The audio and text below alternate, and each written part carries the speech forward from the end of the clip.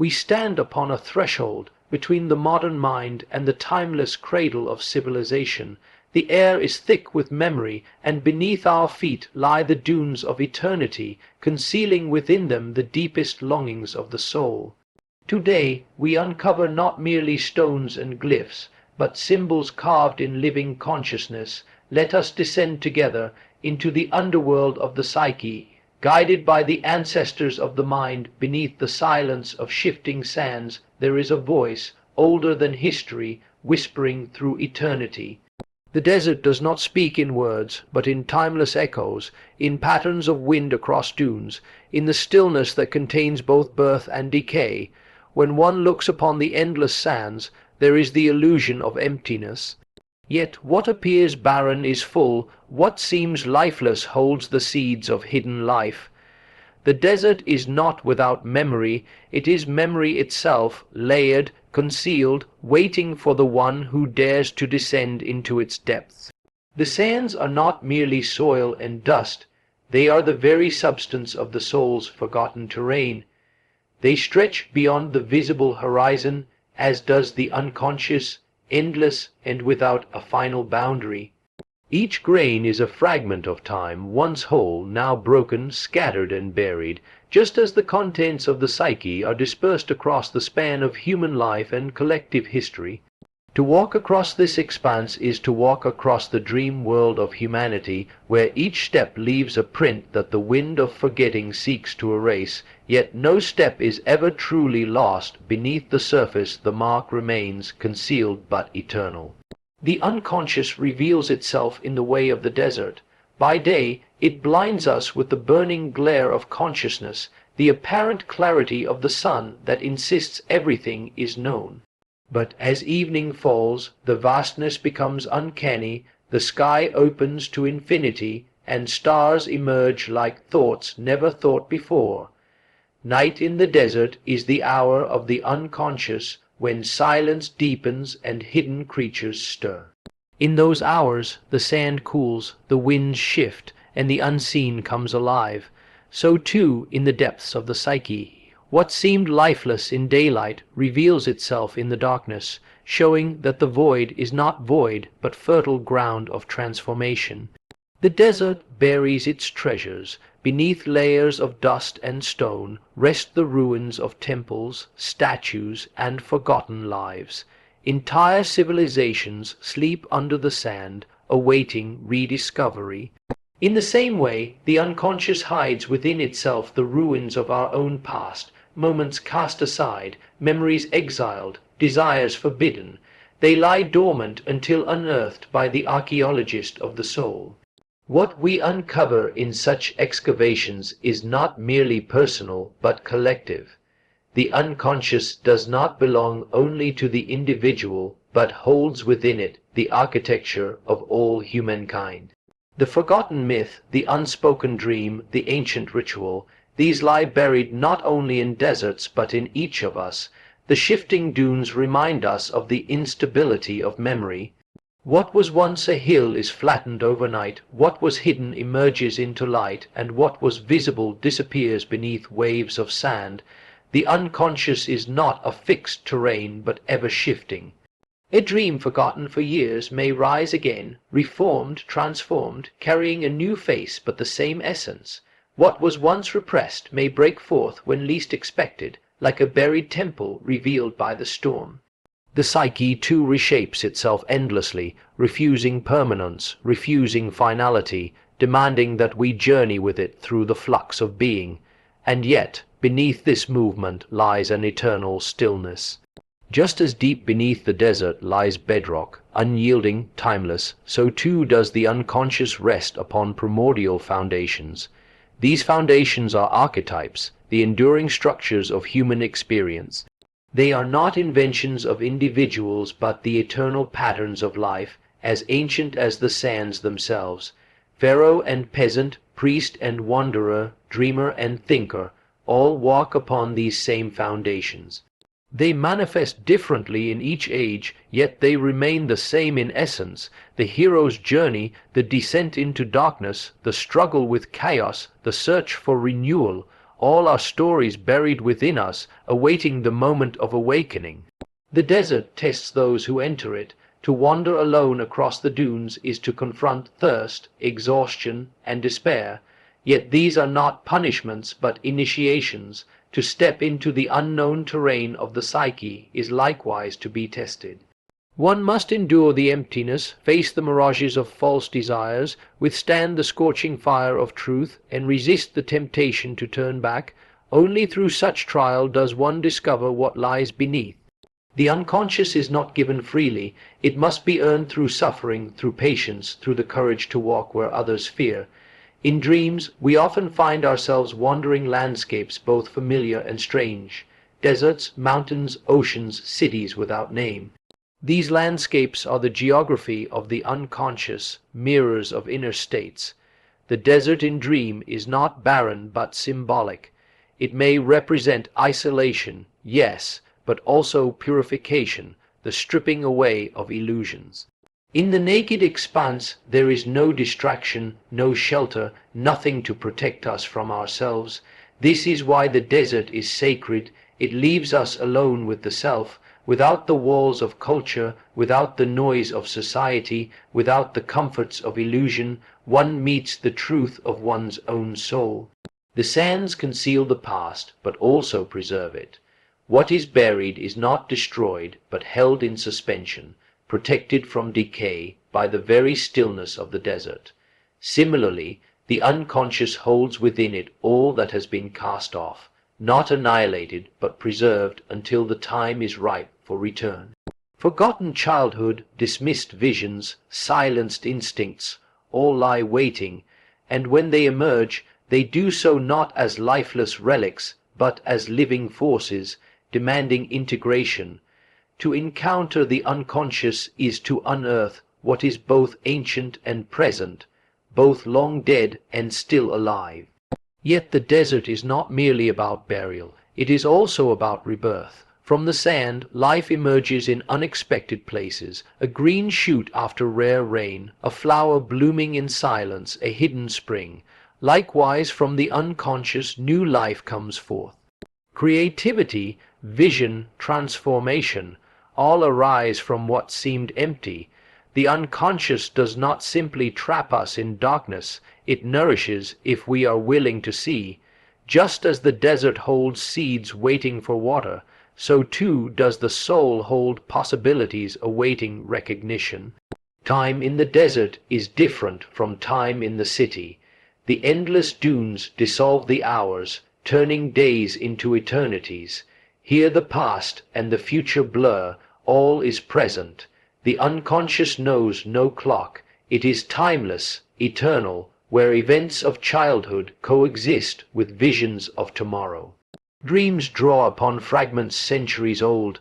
Myths resurface as if freshly born, and the soul speaks in images beyond time.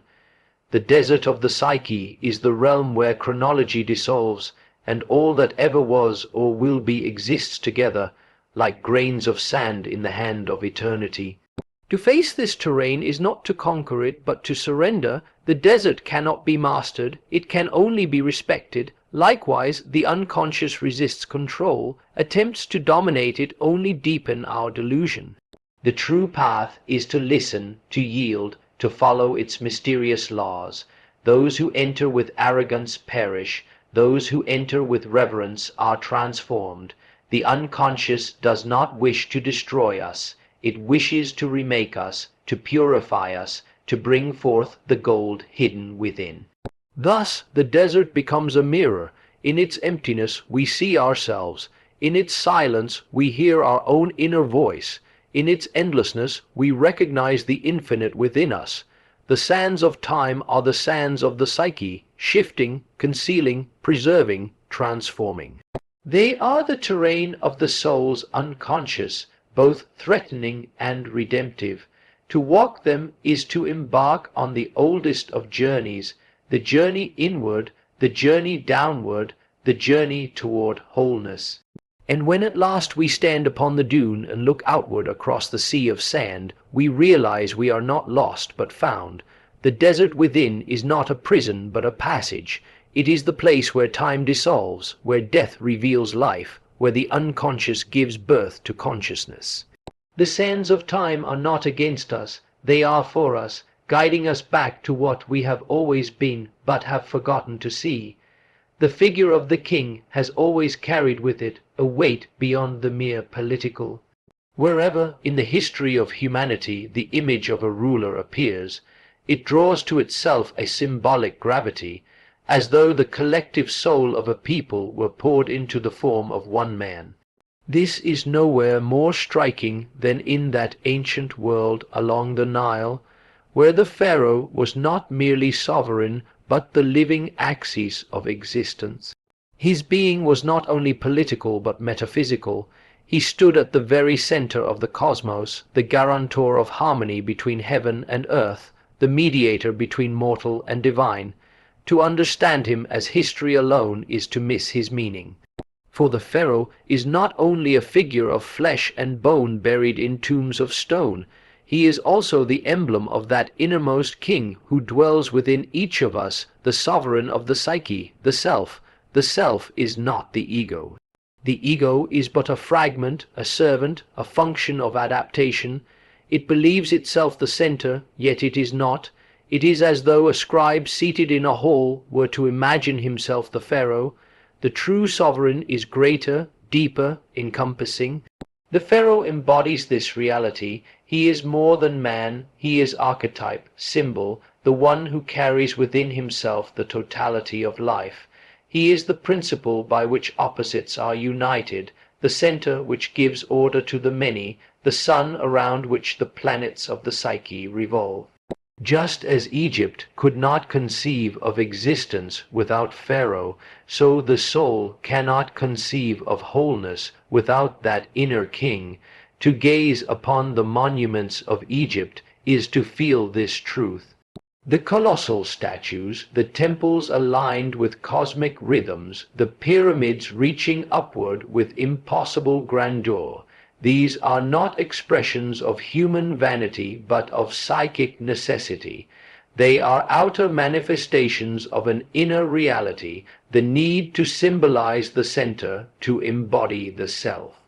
For the self does not remain in abstraction. It seeks form, it demands representation, and in the Pharaoh it found its image. His crown, his throne, his double crown uniting Upper and Lower Egypt. All these are signs of a deeper unity, of the union of opposites within the psyche itself. The double crown tells the story, two lands, two natures, forever in tension yet held together in one sovereign. Within each of us are likewise two kingdoms, the conscious and the unconscious, the known and the hidden. They war, they struggle, they refuse one another, yet only when they are brought under the dominion of a single principle can order arise. The Pharaoh, seated between the two, is the emblem of that principle. He reconciles, he unites, he embodies in his own person the tension of opposites made whole. But the self, like the Pharaoh, is not gentle. It is awe, inspiring, it demands reverence. To come face to face with it is to tremble. Just as one could not casually approach the ruler of Egypt, so one cannot approach the self without preparation. The Pharaoh was surrounded by ritual, by ceremony, by sacred law, because his presence was more than human. So too does the encounter with the self require initiation, symbols, transformations of consciousness. It is not simply given, it is an ordeal, a death and rebirth. To recognize the true sovereign within is to let the false sovereign, the ego, be dethroned. This is no easy task, for the ego clings to its illusion of mastery, and the appearance of the greater king threatens it with annihilation. The myths of Egypt speak of this drama. Osiris, slain and dismembered, is restored by Isis and reborn as king of the underworld. Horus, his son, takes up the crown and defeats the forces of chaos. These are not only tales of gods, but the eternal drama of the self. The king must die and rise again. The ego must surrender so that the self may reign. Each of us, in our own way, must undergo this mystery. We cling to our small dominion, to our limited sense of self, but beneath us stirs the greater power. If we resist, chaos overtakes us. If we yield, we are transformed. In dreams, the king appears often. Sometimes he is majestic, sometimes wounded, sometimes demanding tribute. Always he signifies the presence of the self. When the dreamer beholds a ruler upon a throne, or a figure of authority who radiates more than human power, it is the soul announcing its center, and as in the outer world, so in the inner, the state of the king determines the state of the kingdom. A wounded king means a wounded psyche, a restored king means inner order. Thus the dreams of ancient Egyptians that centered upon Pharaoh were not only political loyalty but psychic reality. Their inner balance was bound to the image of the king. The Pharaoh was more than individual, he was the axis of the cosmos. His rituals sustained the rising of the sun, the flooding of the Nile, the fertility of the land. Without him, it was believed, the cosmos would collapse into chaos. This too is the truth of the self. It is the principle that holds existence together. Without it, the fragments of the psyche dissolve into chaos, into the serpent Apophy's devouring light. The ego alone cannot resist the darkness, only the self can. It is the self that rises each morning like the sun, reborn from the night, bringing light to the world of consciousness. The Pharaoh embodied this cycle. He was the sun incarnate, just as the self is the eternal center reborn through each of us. Consider the burial of pharaohs. They were entombed not merely with wealth but with symbols, the crook and flail, the scarab, the solar boat, the images of protective deities. These were not ornaments but necessities, for the king's journey into the underworld mirrored the journey of the soul. The self is eternal, yet it passes through death, transformation, descent into the night sea.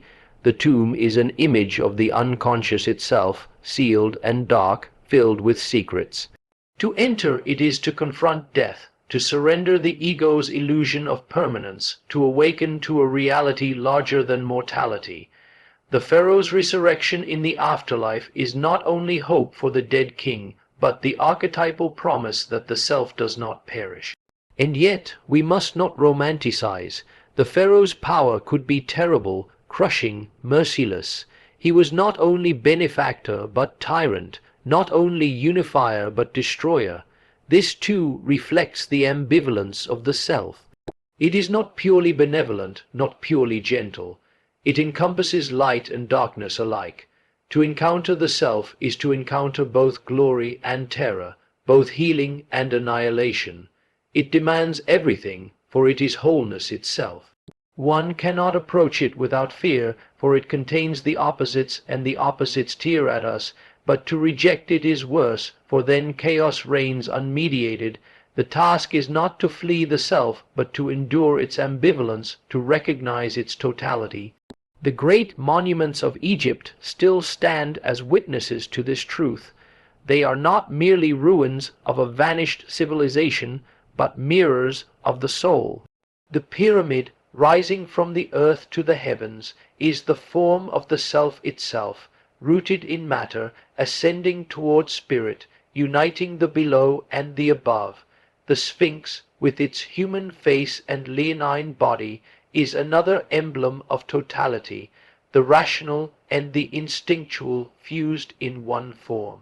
These images are not dead stone, but living symbols, continuing to speak to us, for they are carved from the same archetypal source that shapes our dreams. To see Pharaoh as the self is to recognize within ourselves the need for a sovereign principle. Without it, life becomes fragmented, chaotic, driven by impulse and chance. With it, life gains orientation, meaning, direction. The self does not erase struggle, it contains it. It does not abolish suffering, it gives it purpose. Just as the Pharaoh held together the two lands, so the self holds together the contradictions of our being. It is not perfection but wholeness, not escape but integration. One must learn to listen for the voice of this inner king. It speaks not in commands but in symbols, in dreams, in synchronicities, in the quiet intimations of the heart. It asks for allegiance, not blind submission but conscious devotion. To serve the self is to serve the totality of one's being, to align with what is deepest and highest. It is the path of individuation, the becoming of who one truly is. The Pharaoh outwardly represented this. Inwardly, each of us must crown the true king, and so the image of Pharaoh remains more than antiquity. It is the living emblem of the self, the king within, the axis of the psyche. To contemplate him is to contemplate our own inner sovereign. The monuments that rise above the Nile are reflections of the monuments we must build within, aligning ourselves with the eternal, uniting opposites, enthroning the center. For just as no Egypt could exist without Pharaoh, so no soul can find wholeness without the self.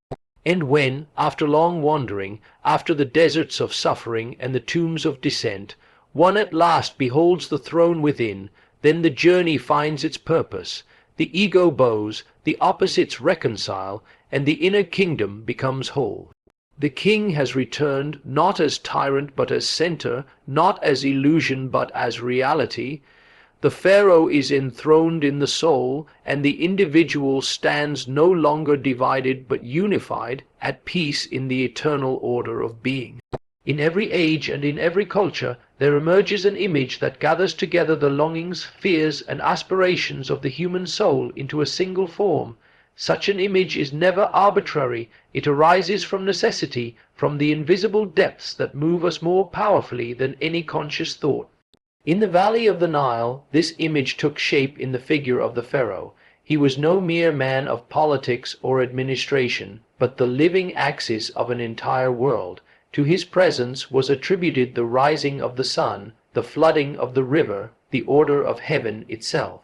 He was not simply ruler of the people, he was the symbol of wholeness, the embodiment of the very center around which existence revolved. In his person, humanity projected that mysterious inner principle which holds together all that would otherwise fall into chaos. He was the sovereign of the land because he mirrored the sovereign of the soul, the hidden king within the self. This inner sovereign is not the same as the fragile construct we ordinarily call I. The I imagines itself to be in command, but it is little more than a fleeting function, a governor of the day-to-day. Like a courtier who mistakes himself for king, the ego clings to the illusion of sovereignty. Yet behind it, beyond it, there reigns a deeper power. It is this power that the Egyptians saw in the Pharaoh, not the transient individual, but the eternal presence that unites opposites and binds together the life of a people. In the same way, within each person lies that center which integrates the scattered parts of the psyche, which draws together the fragments of consciousness and unconsciousness into a greater whole. One cannot look upon the monuments of the pharaohs without sensing this truth. The pyramids, soaring yet rooted, speak to an archetypal need for stability and transcendence. They point upward, yet they are anchored in the earth with immovable weight. In their form, the finite and the infinite are reconciled, just as the self reconciles within us the heights of spirit and the depths of matter. The colossal statues, carved in serene permanence, are not portraits of individuals but masks of eternity. In their impassive faces one sees not personality but the enduring stillness of the center. These images do not celebrate human vanity, they are attempts to give shape to the invisible sovereign of the soul. The Pharaoh's double crown tells a profound psychological story.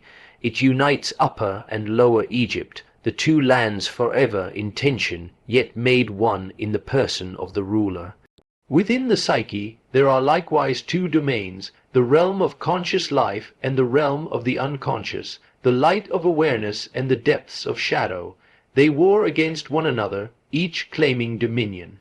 But neither alone is sufficient. Order comes only when both are joined under a single principle. The image of the Pharaoh, crowned with both kingdoms, reveals the necessity of unity. To live divided is to live in disorder. To enthrone the inner sovereign is to reconcile opposites, to become whole. But such unity is never given freely. To meet the self is no casual encounter. It is an ordeal, a trial that demands the surrender of the false king. Just as no subject could approach Pharaoh without ritual, without purification, so the ego cannot simply step into the presence of the greater center. It must first relinquish its illusion of mastery. This dethronement is painful, for the ego resists with all its strength. Yet the dramas of Egyptian myth show us the necessity. Osiris is slain, dismembered, scattered. Only through death and disintegration can he be restored to a greater life. His son Horus inherits the crown, uniting the worlds of the living and the dead. These myths are not tales of distant gods. They are enactments of the inner mystery, in which the small ruler of our daily existence must die so that the greater king may arise. The appearance of the king in dreams often marks such a turning point. A figure upon a throne, a sovereign demanding allegiance, or even a wounded ruler in need of healing. These are the symbols through which the self announces itself. The state of the king mirrors the state of the inner order. If he is sick, the kingdom suffers. If he is strong, the land flourishes. The dream is not random fancy, but a revelation of the soul's condition. In the same way, the Egyptians looked to the health and power of Pharaoh as a reflection of cosmic balance. What was true in the outer world is also true in the inner. The center determines the whole. The self, like the Pharaoh, encompasses both benevolence and terror. To the people, the ruler was the source of fertility, prosperity, protection, but he could also be harsh, destructive, merciless. So too does the inner sovereign contain both light and shadow. It is not a figure of sweetness or comfort alone, but of wholeness, which includes both creation and destruction. To come near to the self is to feel both awe and dread, for it reveals not only what uplifts, but also what annihilates. This ambivalence is necessary. Without it, the sovereign would be incomplete. The task is not to escape the terror, but to endure it, to accept that wholeness is made of opposites. The rituals that surrounded the Pharaoh reflect this mystery. His daily life was wrapped in ceremony, not as empty pageantry, but as enactment of cosmic order. Each gesture, each offering, maintained the balance of heaven and earth. Similarly, the self is not static but dynamic. It must be continually acknowledged, continually served. If neglected, disorder follows, just as the Egyptians feared that without the rites the sun would fail to rise, so too does the psyche fall into chaos when its center is ignored. To live in service of the self is not slavery but alignment. It is to participate in the greater rhythm of life, to harmonize with the order that sustains existence. The Pharaoh's tomb is another image of deep significance. Within it were placed not only treasures but symbols of passage, the crook and flail, emblems of guidance and mastery, the scarab, symbol of rebirth, the solar bark, vessel of the night journey. These were not mere ornaments but necessities for the soul's voyage. The Pharaoh's death was not an end but a transformation, a descent into the underworld to rise again in a greater form. This too is the truth of the self. It does not perish with the ego's demise. It passes through death and emerges renewed.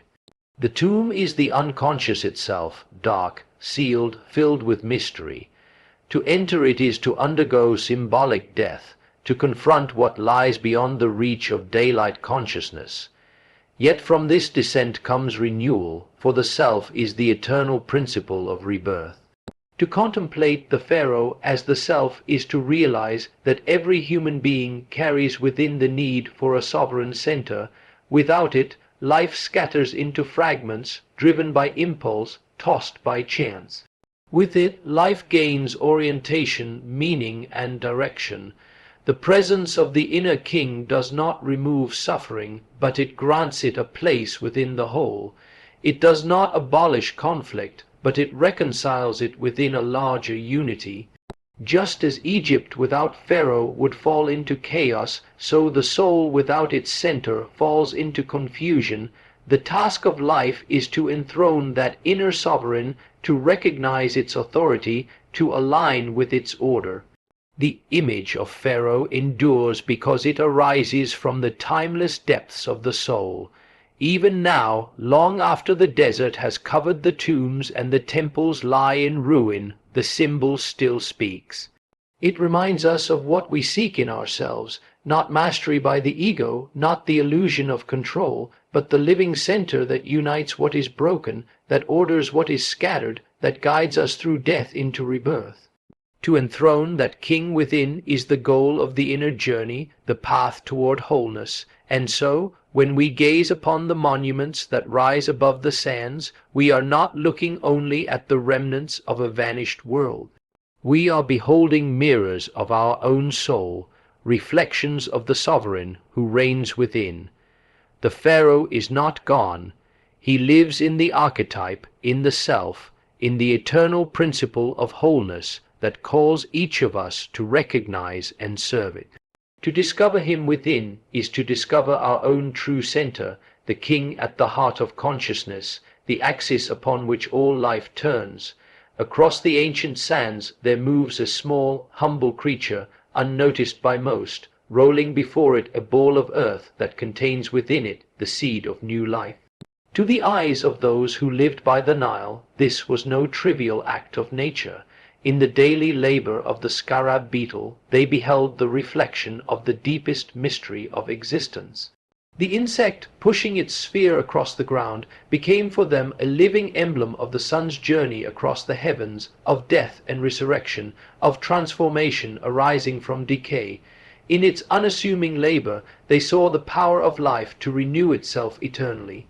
What to the ordinary gaze appeared as an insect was, to the soul of antiquity, a bearer of revelation. Transformation has never been expressed by reason alone. It is revealed through image and symbol. The scarab carries precisely this symbolic weight. Buried within its behavior is an archetypal pattern, the emergence of life out of darkness, of rebirth from death, of renewal from what seems exhausted. In the burial chambers of the pharaohs, amulets of the scarab were placed upon the heart of the dead. They were not ornaments of vanity, but necessities for the soul's passage. The scarab promised that death was not the end, that from the hidden night another dawn would break. It was the emblem of that eternal process by which life continually transforms itself, moving through dissolution into renewal. The psyche itself is woven of such transformations. No life remains unchanged, and no soul can escape the cycles of death and rebirth. What we call death is not always physical. It may be the death of an illusion, the end of a way of living, the shattering of an identity that once seemed permanent. Each time the ego is confronted with its limits, a small death occurs. Yet from that disintegration there emerges the possibility of something greater. The scarab teaches this truth. From what appears as decay, from what is rejected and buried, a new form of life emerges. The ball of earth, seemingly refused, conceals the germ of transformation. Alchemy, that mysterious science of the soul, also spoke in images of decay and renewal. The vessel must be sealed, the matter must putrefy, the blackness must come before the dawn. Only when the prima materia has rotted and dissolved can the philosopher's stone arise. The scarab embodies this alchemical law. It takes what is cast aside, what is deemed waste, and works upon it. It rolls it, shapes it, buries it, and from this darkness new life is born. It is the natural alchemist, transforming death into birth, corruption into vitality. The Egyptians saw this instinctively, for their vision was guided not by intellect alone, but by the eye of the soul, which recognizes archetypes in the smallest of creatures. The daily labor of the scarab mirrors the eternal cycle of the sun. Each morning the beetle emerges, pushing its sphere across the ground, just as the sun god Ra pushes the golden disk across the heavens. At night the sun descends into the underworld, hidden, swallowed by darkness, only to rise again with renewed strength. so too the scarab buries its ball, concealing it in the earth where hidden processes take place. Out of that concealment new life arises. To the soul that contemplates these mysteries, there is no difference between beetle and sun. Both enact the archetype of transformation, both reveal the eternal rebirth of life. The human psyche undergoes the same journey. We rise into the light of day, into consciousness, and then we descend into night, into the depths of unconsciousness. Dreams, like the underworld, conceal hidden processes of transformation. They are the darkness in which the soul reshapes itself, in which the old dissolves and the new is prepared. Just as the scarab buries its creation, so our unconscious buries the seeds of transformation, out of which new forms of consciousness will one day emerge. We may resist this process, for the ego fears dissolution, but it cannot escape the law of transformation. To cling to permanence is to deny life itself. The scarab reminds us that the only permanence is the rhythm of death and rebirth. In myth, the scarab becomes Khepri, the god who pushes the sun across the sky. His name means to become, to come into being. He is not a god of static order, but of eternal becoming. To contemplate him is to confront the truth that being is never finished, that life is always in process, that the self itself is not a fixed possession but an ongoing birth. The psyche is not a structure of stone but a flowing river, and each of us is carried along in its current. The scarab embodies this eternal motion, the ceaseless becoming that is the essence of existence. Yet transformation is never comfortable. It requires descent, burial, darkness.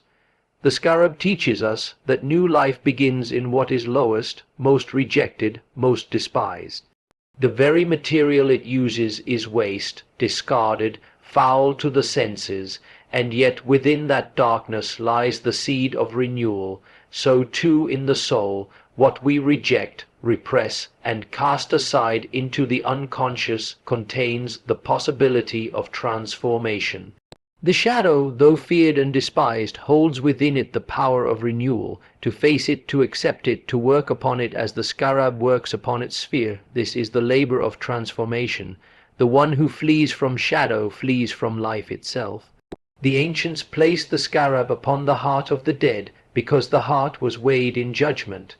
The scarab was the guarantor of renewal, the emblem that the soul could pass through death and rise again.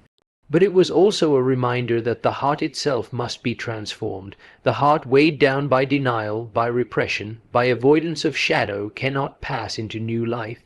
Only the heart that has undergone the labor of the scarab, that has accepted death and decay as the seed of renewal, can be reborn. Each of us carries within a scarab a principle of transformation that works unseen. It rolls before it the materials of our lives, the experiences both luminous and foul, the memories both cherished and painful. It buries them in the unconscious, where they undergo hidden processes of change. At times we may feel that all is lost, that we are trapped in darkness, that nothing can emerge from the weight of suffering. Yet in those very depths, transformation is at work. Life does not cease. It reshapes itself in secret. And when the time is right, what was buried rises again, transformed into new being. To live in harmony with this truth is to cease resisting change, to surrender to the cycles of dissolution and renewal. It is to recognize that endings are not final, that death is not absolute, that even in despair there works a hidden process of rebirth. The scarab, small and silent, teaches us this law more powerfully than any rational argument.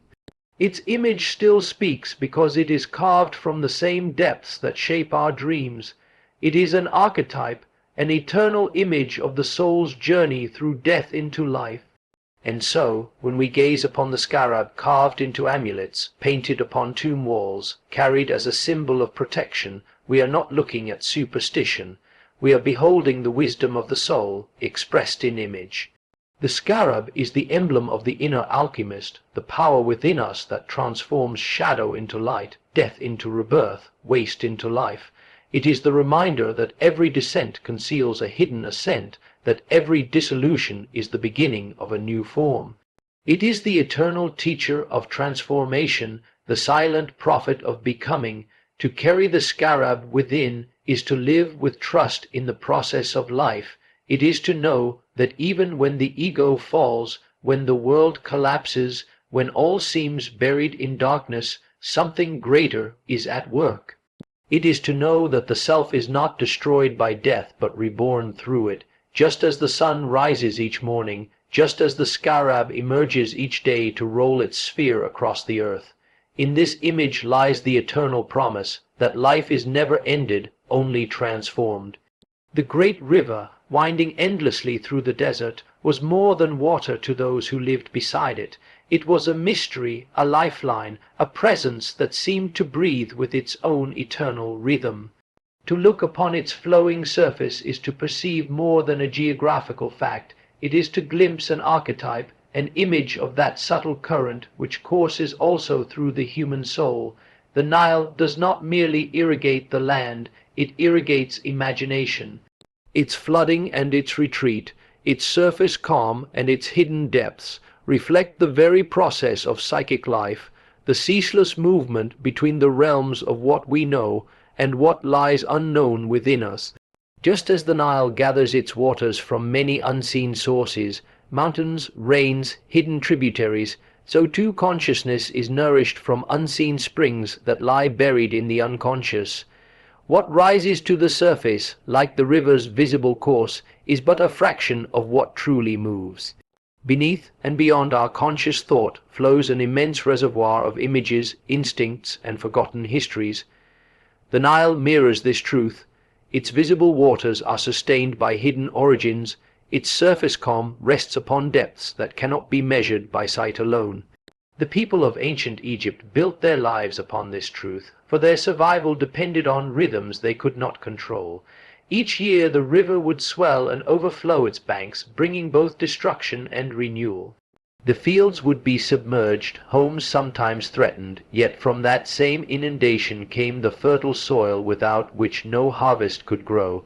So too in the soul, the unconscious overflows into consciousness, not always gently, often threatening the structures the ego has so carefully built. Dreams erupt, desires surge, fears and instincts rise up, and what was once secure is swept away. Yet out of that very inundation comes the fertile ground for new growth, for new consciousness. Without the flood, no life could flourish. Without the unconscious breaking its bounds, the psyche would become barren. It is tempting to imagine the unconscious as hostile, as something alien to be feared, but the Nile shows us otherwise. Its overflow is not an enemy, but a necessity. Without surrender to this rhythm, the desert would claim all. Without openness to the unconscious, the human soul becomes arid, withered, lifeless. To live beside the river is to accept both its gifts and its dangers, to learn the art of working with its cycles rather than resisting them. To live with the unconscious is the same. We cannot dam it entirely, nor can we let it drown us. We must build our psychic life as the Egyptians built their civilization, between the flow and the desert, between order and chaos, between the known and the unknown. The river's course also reveals the path of individuation. It flows from south to north, from the hidden interior toward the great sea, as consciousness itself flows from the depths of the unconscious toward the wide expanse of awareness. Yet the flow is never linear. It meanders, it bends, it divides, it returns upon itself. So too does the path of inner development refuse straight lines. It winds, it detours, it lingers, always carrying us onward, yet never in the way the ego expects. To surrender to the Nile is to accept the meandering path of the soul, trusting that even the detours are part of the greater journey. In myth, the Nile was not simply water, but a god, a living presence that embodied abundance and mystery. It was honored as the source of life itself, a divine current that connected heaven and earth. The psyche, too, regards the unconscious not as inert matter but as a living presence, Dreams are not accidents, they are messages. Instincts are not blind forces, they are guiding powers. The unconscious is alive, flowing with a wisdom beyond the grasp of the rational mind. Just as the ancients offered prayers and rituals to the river, so too must we cultivate reverence toward the unconscious. We must listen to its symbols, attend to its rhythms, honor its floods, rather than dismiss them as meaningless. At night, when the sun descends and consciousness fades, we are carried upon this river. Dreams are its surface ripples, images shimmering above the depths. Some are gentle and nourishing, others are overwhelming, threatening to drown our certainties. Yet each dream is a current carrying us closer to the sea of wholeness. The Nile flows inexorably toward the ocean, just as the Psyche flows inexorably toward the self. We may resist, we may build dikes and barriers, but the current moves us nonetheless. There is also danger in neglecting the river. The desert lies always at its edge, ready to encroach if the waters are misused or ignored. Civilizations rise and fall by their relationship to the Nile. So too does consciousness thrive or wither by its relationship to the unconscious. When we deny the unconscious, when we repress its voice, the desert advances, life becomes sterile, meaning evaporates, vitality withers. Only when we remain connected to the flowing depths do we remain truly alive. The Nile is not only giver but also taker. In its floods it destroys, in its depths it conceals. Many who ventured too far into its waters were lost. So too with the unconscious. To plunge in without guidance, to be swept away by its currents, is to lose oneself. There is a balance to be maintained.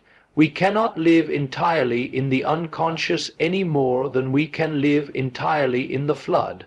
Civilization is built upon the banks, in the narrow space where water and desert meet. Conscious life, too, is built in that tension between the flowing depths and the stable ground. To live fully is to walk that edge, neither rejecting the unconscious nor surrendering wholly to it. Symbols of crossing the river abound in myth, boats carrying souls to the afterlife, ferrymen guiding the departed across the waters. The Nile, like other sacred rivers, became a symbol of transition, of passage between worlds. In our inner life, such crossings occur whenever we move from one state of being to another, whenever consciousness undergoes transformation. The river is the threshold, the liminal place where old identities dissolve and new ones emerge.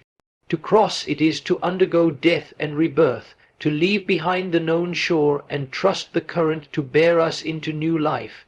In the cycles of its flood and retreat, the Nile reflects the very heartbeat of the cosmos. It is a rhythm of concealment and revelation, death and rebirth, unconscious and conscious. The soul that attunes itself to this rhythm lives in harmony with its own depths. The ego that resists it becomes brittle, unable to withstand the inevitable surges of the unconscious. The Egyptians survived by learning the art of timing, planting when the waters receded, harvesting before the next flood.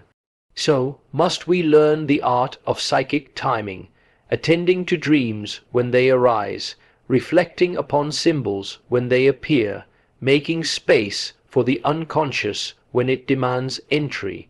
To contemplate the Nile is to contemplate the self. For just as the river flows between land and sea, between desert and delta, so does the self unite conscious and unconscious. It is the great current that carries all opposites toward unity. The Nile is not divided, it is one river, though it appears as flood and trickle, as calm and torrent, as hidden source and open sea. So too the self is one, though we experience it as divided into ego and shadow, conscious and unconscious. To perceive the unity beneath the opposites is the great secret, the hidden wisdom carried in the river's flow. And when the Nile finally reaches the sea, it does not end but is transformed. Its waters lose their individual course, joining the greater expanse of the ocean. So too with the soul. The individual stream of consciousness, flowing from hidden depths through the meandering path of life, eventually pours itself into the greater totality of being. What was once separate is reunited. What was once individual is merged into the vastness of the self. In this image we glimpse the ultimate destiny of the psyche, not annihilation, but transformation into wholeness. Thus the Nile is not merely a river. It is the eternal symbol of psychic life, the flowing current between conscious and unconscious, between known and unknown, between birth and death. To live beside it is to live beside one's own depth. To listen to its waters is to listen to the voice of the soul, and to follow its course is to follow the path of transformation, which carries us from hidden origins through the fertile plains of life toward the great ocean of wholeness. The silent stones of Egypt carry upon their surfaces a writing that is not merely of men but of the soul itself. The hieroglyphs, etched in precision, painted in vivid color, stand as guardians of mysteries. To the casual observer they are pictures, quaint and archaic signs of a vanished civilization. Yet to gaze upon them deeply is to realize that they are not only letters but images of eternal realities, the language by which the unconscious spoke to consciousness in that ancient world. Each sign is more than a mark.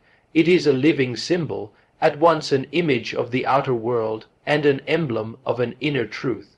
One cannot help but sense that the people who conceived these figures did not write as we write, with arbitrary symbols bound to sound alone, but rather inscribed the archetypal depths of their experience into visible form. The owl, the falcon, the scarab, the sun disk, these were not lifeless letters, but mediators between the seen and unseen, bridges across which psychic energy could pass. To read such writing is to be drawn into a realm where words are images and images are powers, where the psyche itself speaks in its native tongue. For the soul does not think in abstractions. It speaks in images, in dreams, in the living language of symbol. When we sleep, the unconscious does not present us with lines of text, but with pictures, movements, living forms. In this way, the hieroglyphs are not unlike our dreams. They too are messages conveyed through imagery, through a language closer to the nature of the psyche than the abstract alphabets we later devised. The ancients, in their wisdom, preserved this imaginal speech upon stone, knowing that images do not wither as sounds do.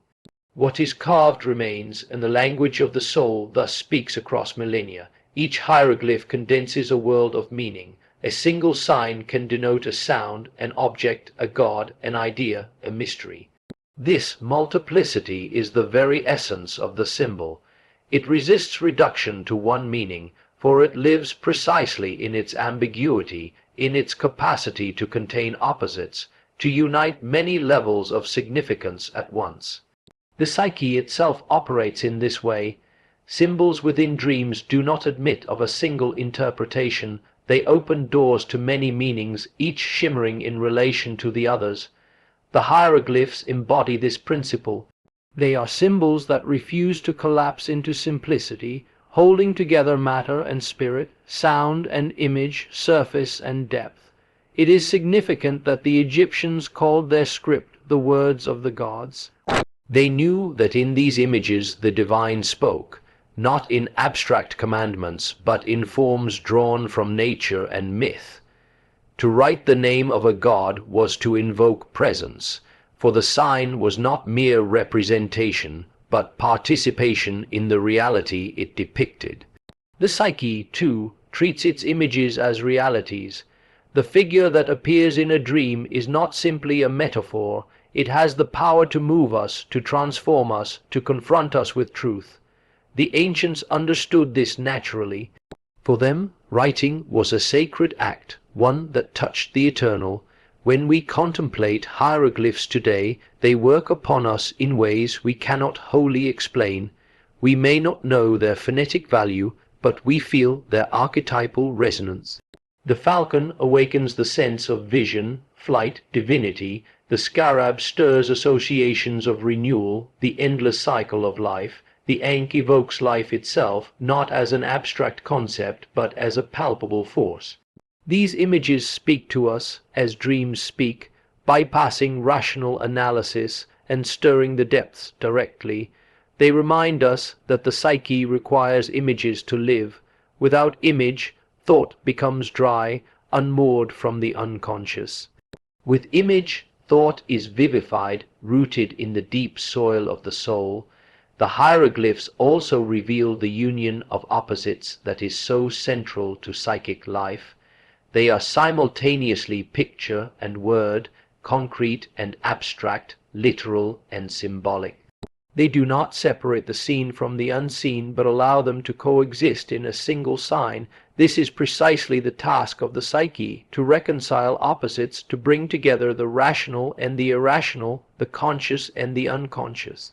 The hieroglyphs are thus not only a writing system, but an image of psychic wholeness, a testimony to the human capacity to hold together what seems irreconcilable. Consider the hieroglyph of the eye of Horus, symbol of vision, wholeness, and protection. It is at once the organ of physical sight and the emblem of spiritual vision. It refers to myth, to healing, to perception, to completeness. In one image is contained a whole cosmology. The psyche itself fashions such images in dreams, the eye that sees too much, the blinded eye, the watchful eye. Each carries a multiplicity of meanings, each reaches beyond itself. In contemplating these signs, we are reminded of the inexhaustibility of the symbol, of the way it exceeds the limits of interpretation. What the Egyptians inscribed on their temple walls was not merely history but psychology in stone. The processions of gods, the rituals depicted, the myths told in hieroglyphs, these were the projection of psychic realities onto the visible world. By carving them into stone, they gave permanence to inner truths, anchoring the fleeting images of the unconscious into the enduring forms of art. In this way, they externalized the soul, and in externalizing it, they preserved it. It is no accident that even now, when we look upon these signs, something in us stirs. They awaken the archetypal memory, the deep strata of the collective unconscious where such images dwell eternally. We recognize them not because we have studied them, but because we have always known them. They speak to a part of us untouched by time, to that within us which remains ancient and eternal. The hieroglyphs are the mirror of that inner eternity, a reminder that the soul itself is written in symbolic form. One might even say that the hieroglyphs prefigure the work of individuation. For to individuate is to learn the language of the soul, to translate the cryptic signs of dream and symptom into meaningful symbols. Just as the archaeologist studies the carved stones to recover lost meanings, so does the analyst, and study his dreams to uncover the hidden truths of the psyche. In both cases, the task is hermeneutic, a work of interpretation that opens a dialogue with what has been forgotten or repressed. The hieroglyphs stand as a timeless reminder that our task is not to discard images as childish, but to learn their language, for only in images can the soul truly speak. It is striking that when alphabets of pure sound replaced hieroglyphs, a certain immediacy of soul was lost. Writing became abstract, detached from the imaginal ground. It is as though the rational mind, having risen to dominance, sought to sever its link with the unconscious. Yet the hieroglyphs remain, stubbornly resisting abstraction, continuing to speak to those who are willing to listen with the inner ear. They remind us that the soul cannot be captured by logic alone. Its truths are symbolic, multivalent, paradoxical, resistant to reduction. To live with the hieroglyphs is to live with mystery. One never exhausts their meaning. Like dreams, they shift as one contemplates them, revealing new depths, new connections. They do not yield themselves fully, for they belong to the inexhaustible language of the soul. This is why they still exert fascination. They are fragments of eternity, glimpses into the timeless speech of the unconscious. And perhaps this is the true gift of the hieroglyphs. They teach us once more to listen to the voice of the soul in its own idiom. They remind us that the psyche speaks in images, that our dreams are our personal hieroglyphs, carved not in stone but in the shifting sands of sleep.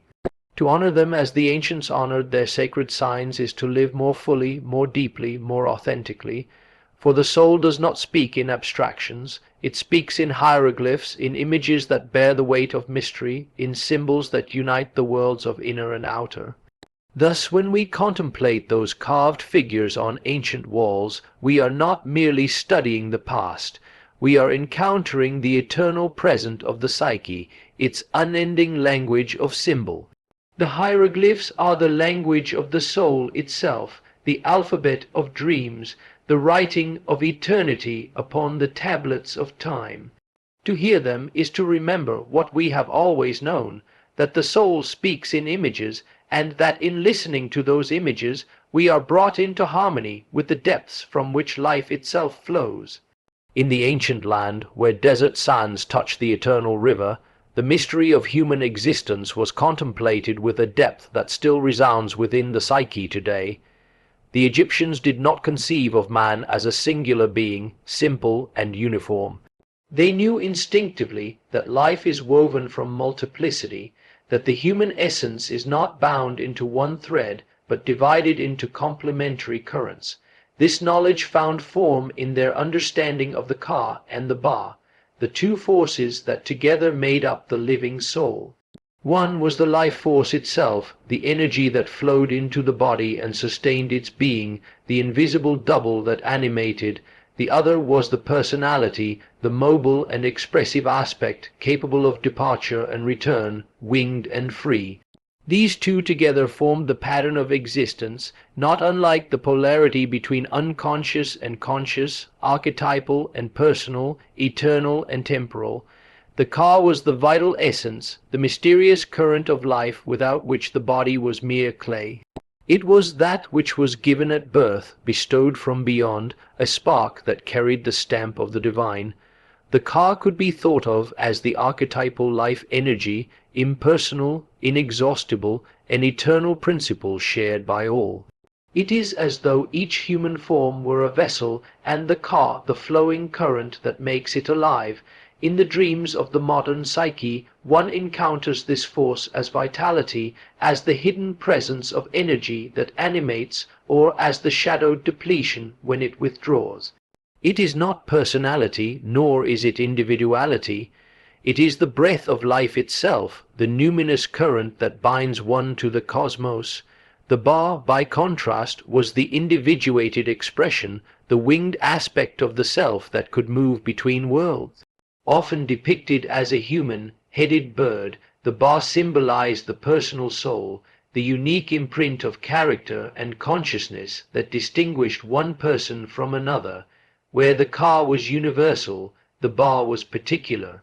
It could travel during dreams, wander after death, and visit the gods. It was mobile, relational, capable of expressing emotion, thought, and will.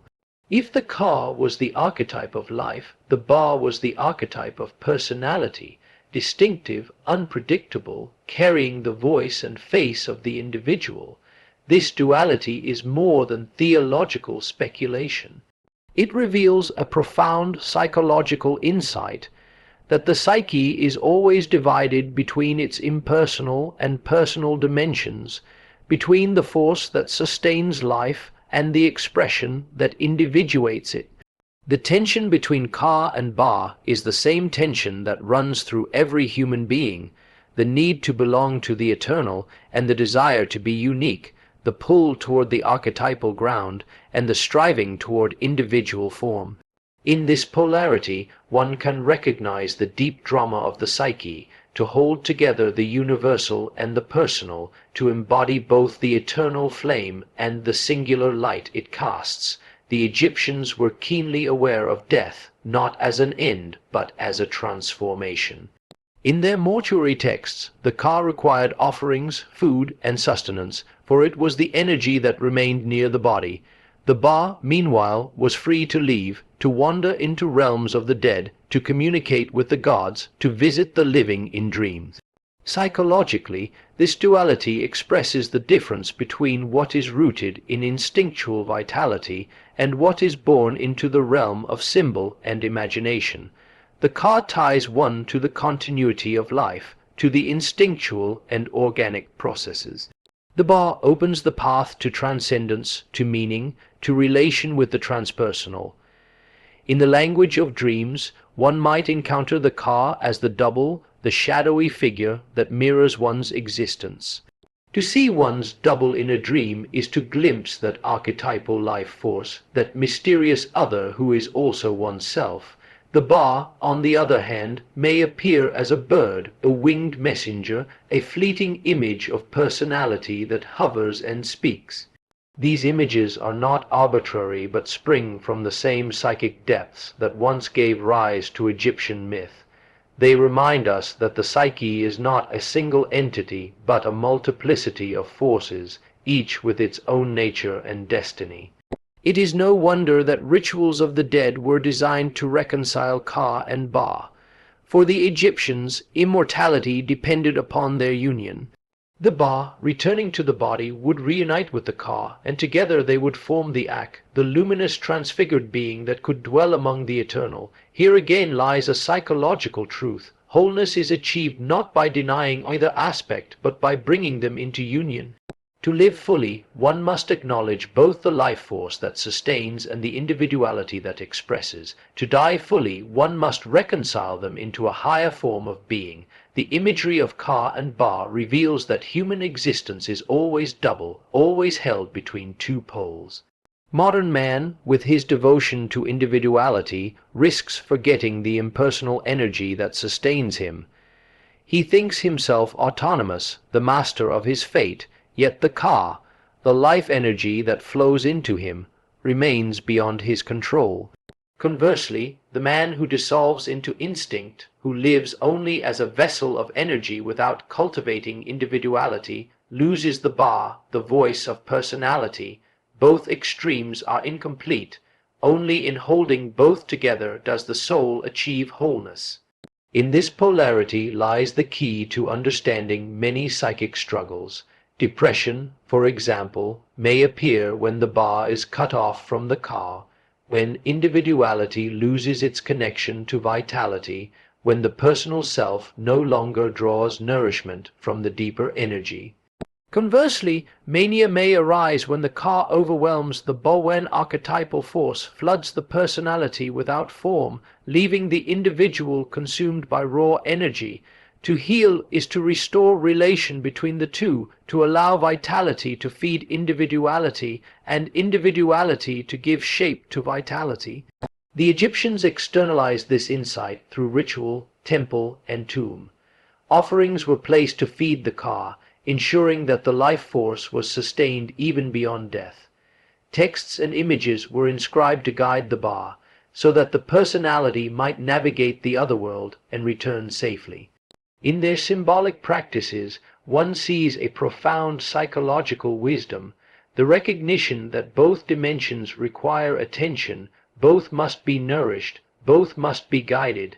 In the modern soul, the ritual has been forgotten, but the reality persists. We must still nourish the ka, the life energy, through connection with nature, instinct, and body. We must still guide the ba, the personal soul, through reflection, imagination, and meaning.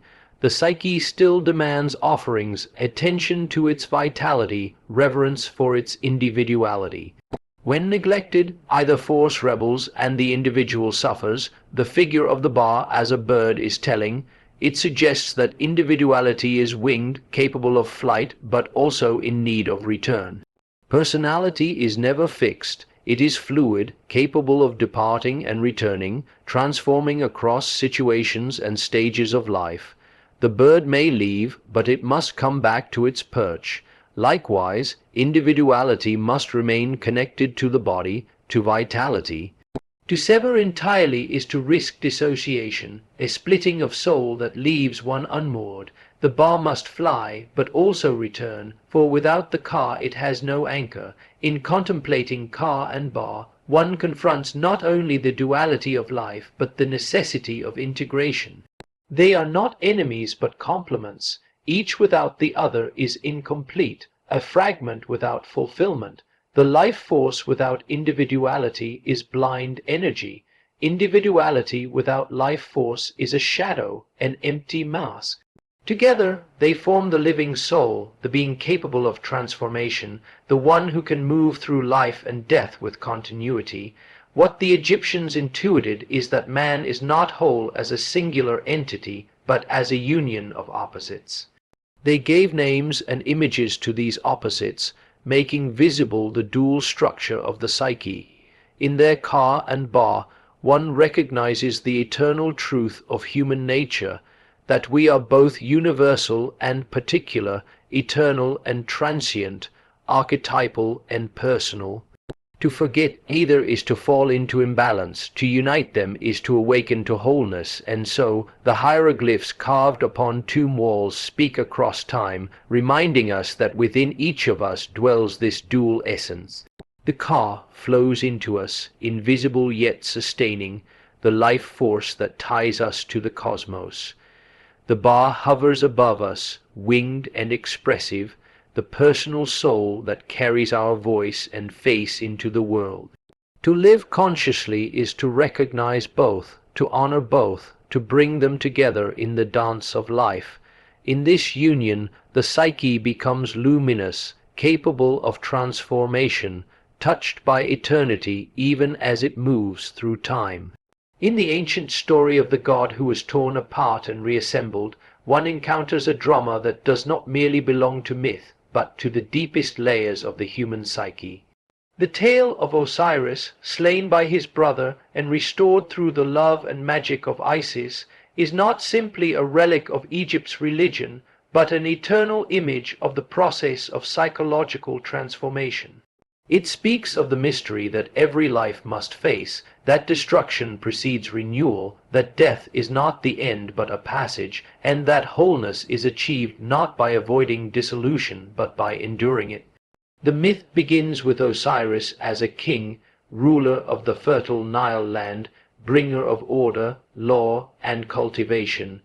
He symbolizes the structured consciousness, the one who establishes civilization, who takes the raw chaos of existence and turns it into a cosmos of meaning. Yet this very stability provokes the jealousy of Set, the figure of dismemberment, of chaos, of the shadow that resents order. Set is not merely an external foe, he is the force within the psyche that undermines wholeness, that delights in tearing apart what is structured. Every consciousness, no matter how luminous, carries within itself such a destructive counterpart. When Set kills Osiris, enclosing him in a coffin and casting him into the waters, we see the archetypal image of the ego overwhelmed by the unconscious. Consciousness is not destroyed by outer enemies alone, but by the inner flood, by being swallowed into waters beyond control. The coffin is the narrow prison of the soul, the state in which one's vitality is contained and cut off. It is the psychic experience of being trapped, of life turned rigid, suffocated, pressed into immobility. In dreams, such images appear as entrapment, confinement, or burial, reflecting the condition of the soul when vitality is stifled. The myth deepens as Osiris is not only killed, but dismembered, his body cut into pieces and scattered across the land.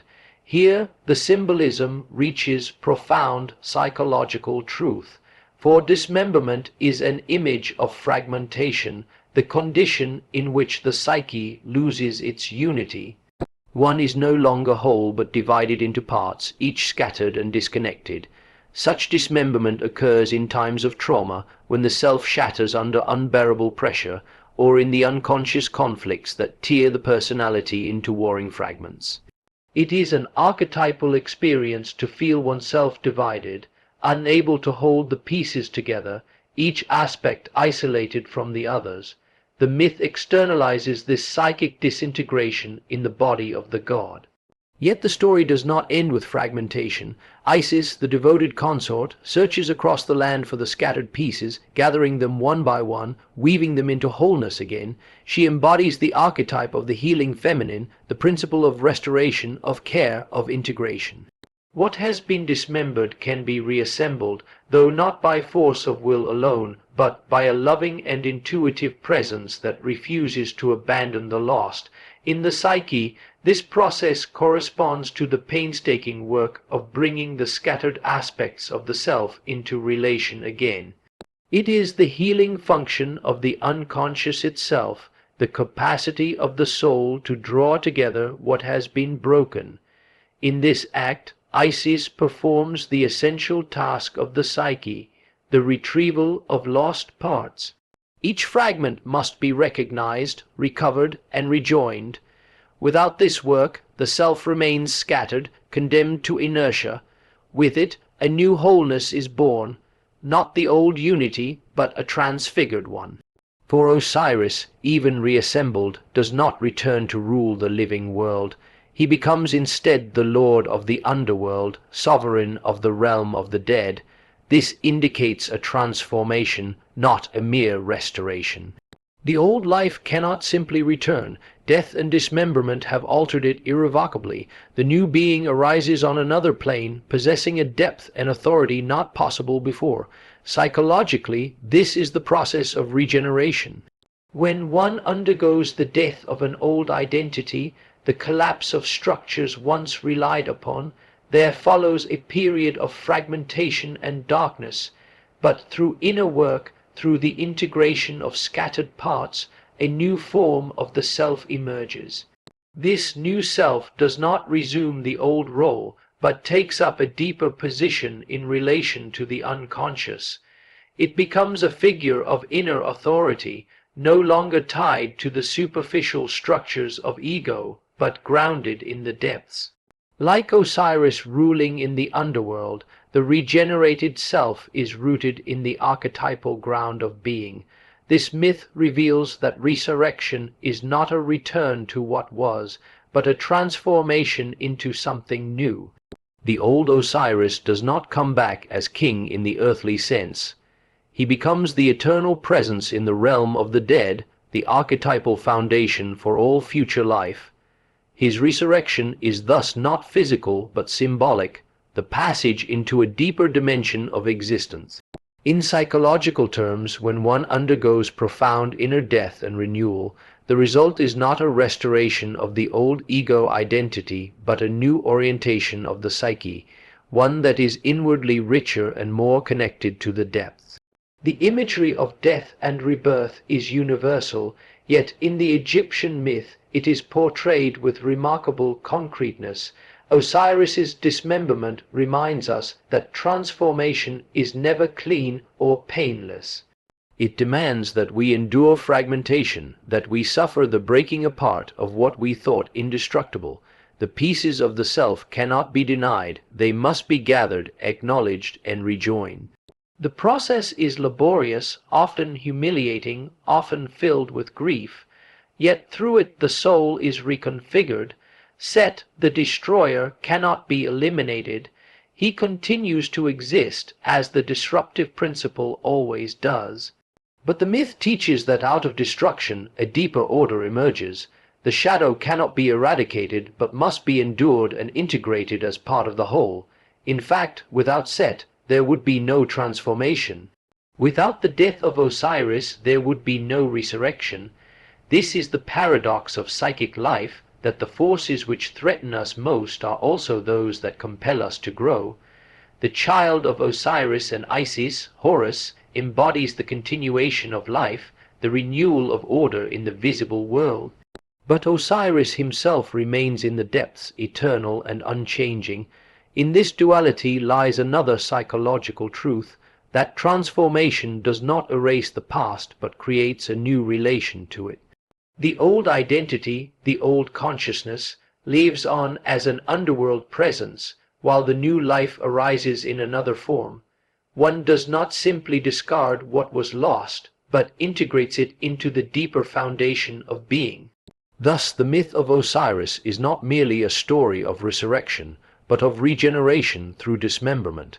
It reveals that wholeness is not achieved by avoiding suffering, but by enduring it, by allowing the psyche to be broken and then painstakingly reassembled. The new wholeness that emerges is deeper, more resilient, more rooted in the eternal. In every life, there comes a time when Osiris must die, when the structures of meaning collapse, when the self feels scattered and lost.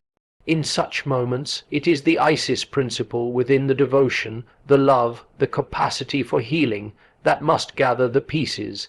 It is through this process that the individual passes from mere survival into transformation. The resurrection is not a return to what was but a birth into what is more enduring. And so the myth continues to speak, that death is not the end but a passage, that dismemberment is not the final word but the prelude to wholeness, and that the psyche, though torn, contains within itself the power to heal and regenerate. Osiris, lord of the underworld, is the eternal reminder that what has been broken can be made whole, that what has died can be reborn, and that through descent into darkness, the soul discovers its immortal ground. In the ancient myth, Isis appears not merely as a goddess among others, but as the luminous figure who restores what has been broken, who gathers the fragments of life and weaves them into wholeness again. She is the presence that does not abandon the lost, that bends over the pieces of Osiris scattered across the land, and, through love and devotion, brings them back into relation. This image is not simply a religious artifact of a vanished world, but an eternal truth of the soul. For in her we recognize the archetype of the Anima, the guiding feminine that leads consciousness through the depths of transformation toward the realization of the self. The Anima appears in manifold forms, as mother, beloved, sorceress, and guide of souls. She is not reducible to one face, but arises in dreams, fantasies, and myths as the mediatrix between the ego and the unconscious. In Isis, this figure achieves a profound expression. She is at once the grieving widow who mourns the death of Osiris and the magical healer who restores him.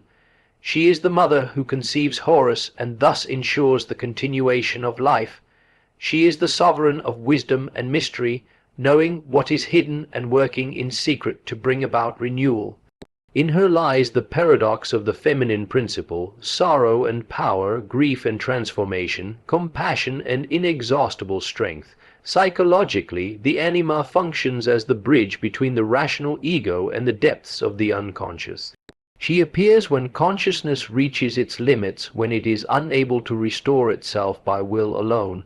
The myth of Isis shows us precisely this dynamic. Osiris, the figure of order and civilization, is destroyed, dismembered, and lost.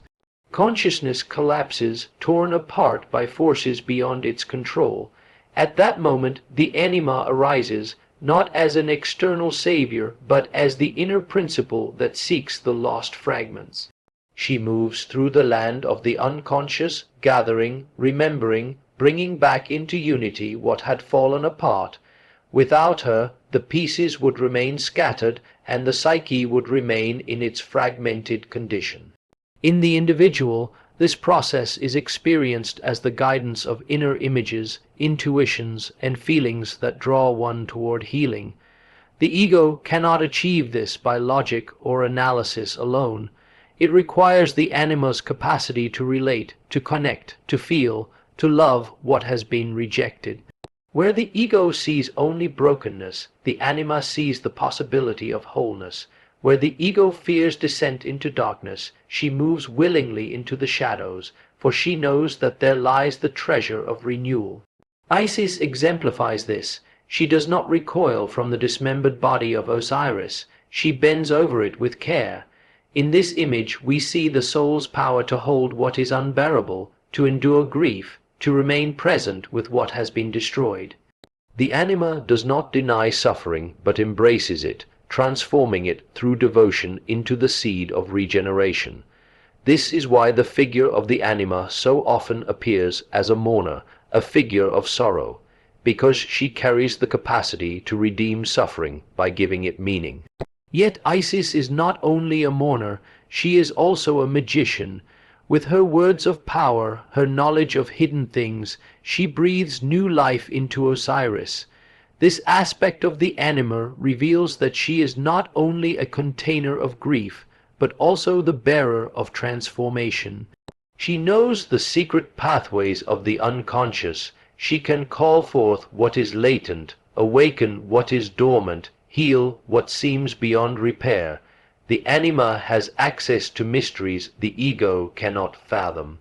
In dreams, she appears as a figure who speaks with authority, who knows what the dreamer does not, who guides toward a destiny beyond conscious control.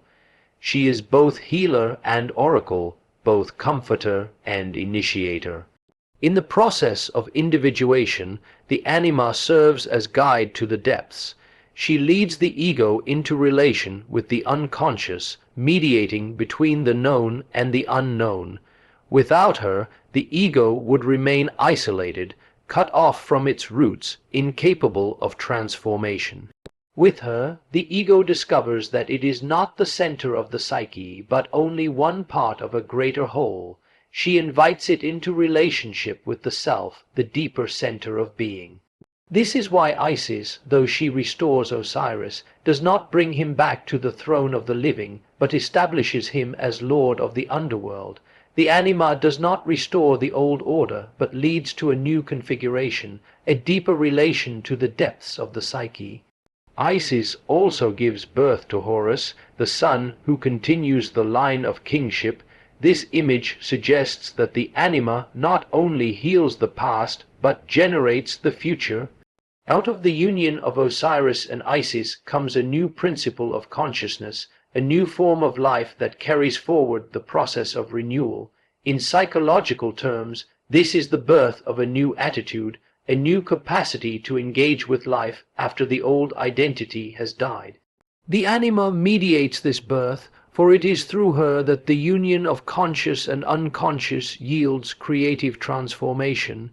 Yet one must remember that the Anima is not merely benevolent. She can appear in destructive forms as well, as seductress, as deceiver, as figure of ensnarement. Like Isis, who possesses magic both healing and dangerous, the Anima holds ambivalence. She can guide the ego toward wholeness, but she can also entrap it in fantasies, illusions, and projections. This duality must be recognized. The Anima is not to be idealized, but engaged with consciously, acknowledging both her creative and her destructive potential. Only through such consciousness can her guiding role be integrated into the individuation process. The myth of Isis thus provides a profound model for the Anima's role.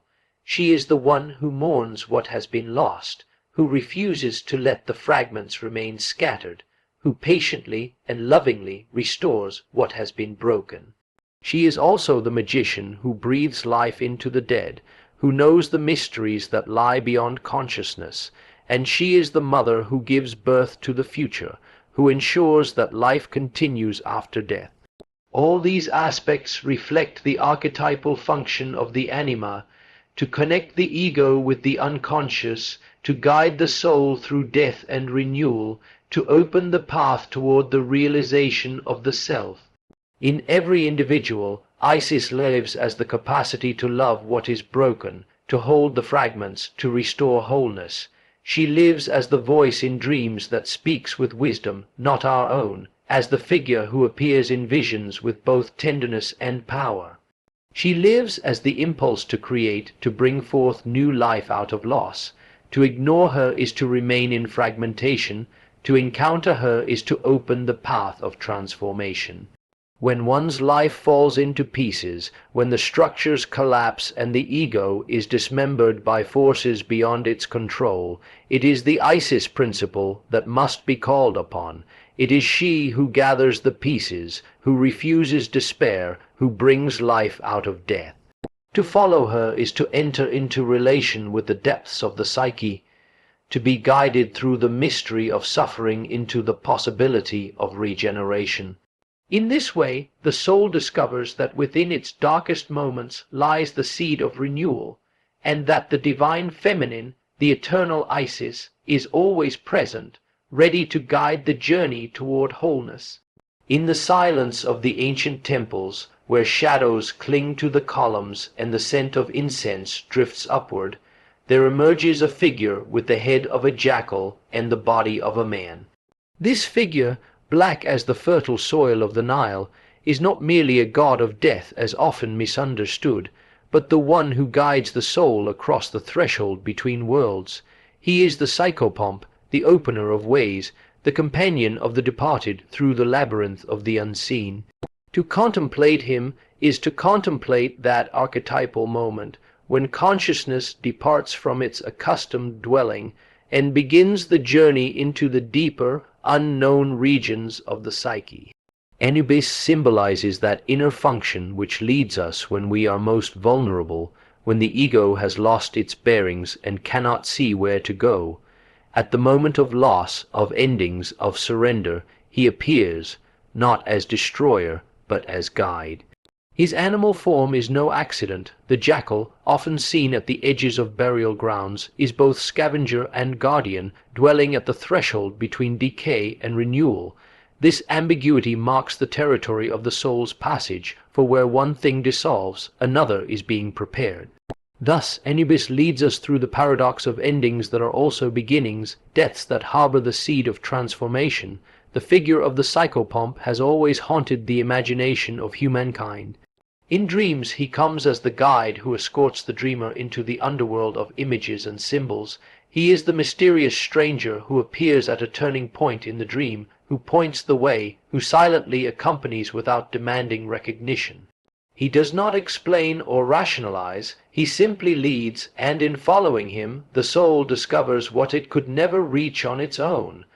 Anubis embodies this guiding principle. His presence assures that the passage into the unknown is not aimless wandering but an initiation, a purposeful descent into meaning. The Egyptians entrusted him with the delicate act of weighing the heart against the feather of truth. This moment captures the essence of psychological confrontation. The soul must face the truth of itself, stripped of illusions and masks. Anubis does not judge in the moralistic sense. He measures, he reveals. The scale itself is the image of psychic balance, the weighing of the soul against the eternal principle of truth. Here we see the psychopomp not only as guide, but as mediator between the personal and the eternal, between the fleeting ego and the timeless order of being. Within the inner life, this function is indispensable. The journey inward is never free of danger. The unconscious is a vast and unpredictable landscape, filled with powers that can overwhelm or seduce. To wander alone in this terrain risks disintegration, but with the psychopomp, the soul has a companion who knows the pathways, who moves without fear among the dead and the living, who can cross the threshold and return. Anubis teaches that we are not abandoned in our most difficult transitions. Something within us, dark and enigmatic, knows the way. This guiding principle often appears at times of crisis. When life collapses, when familiar structures dissolve, when the ego suffers defeat, the appearance of guiding dreams or synchronistic events signals the presence of the psychopomp. One may dream of a black animal, a shadowy figure, a quiet companion who points the way. Though obscure, these images bring assurance that the descent is not chaos but a journey with direction. Anubis, in his silence, in his shadowed form, teaches the ego to trust the path that is unfolding even when it cannot see the destination. The color black, associated with Anubis, is not merely the darkness of death, but the fertile black of the Nile's silt, the generative darkness in which seeds germinate. To follow him is to enter the night, yet not as annihilation but as gestation. The night of the soul, the descent into the unconscious, is not an end but the condition for renewal. The guide who wears black reminds us that transformation begins in obscurity, in silence, in the hidden depths. The ego fears this darkness, but the soul recognizes it as the womb of becoming. In the ritual of embalming, Anubis presides over the preservation of form, ensuring that the soul's vessel can endure its passage. Symbolically, this points to the necessity of maintaining psychic integrity in the midst of transformation.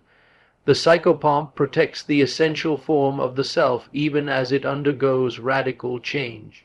He assures that something endures through the passage, that identity is not annihilated but deepened. Psychologically, this is the function of holding the ego together while it undergoes the confrontation with the unconscious, a delicate and necessary balance.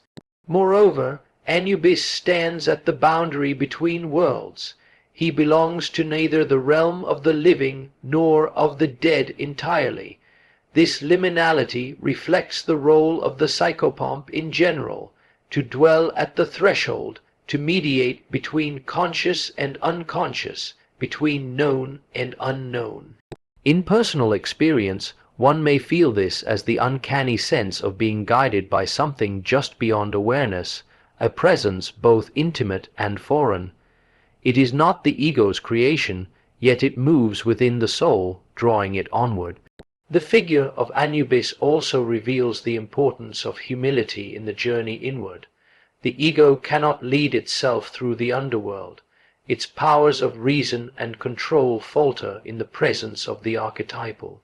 It must yield to guidance, must learn to follow rather than to dominate. Anubis, with his jackal's head, evokes precisely this. The guidance comes from an instinctual, animal source, not from the lofty heights of rational thought.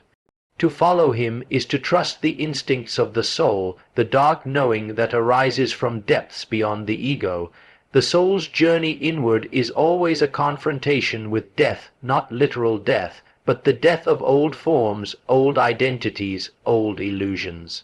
Anubis escorts us through these deaths, ensuring that what is essential is not lost, that the transition leads to renewal. Without him, the ego would resist death, clinging to what must be relinquished, and thus block transformation.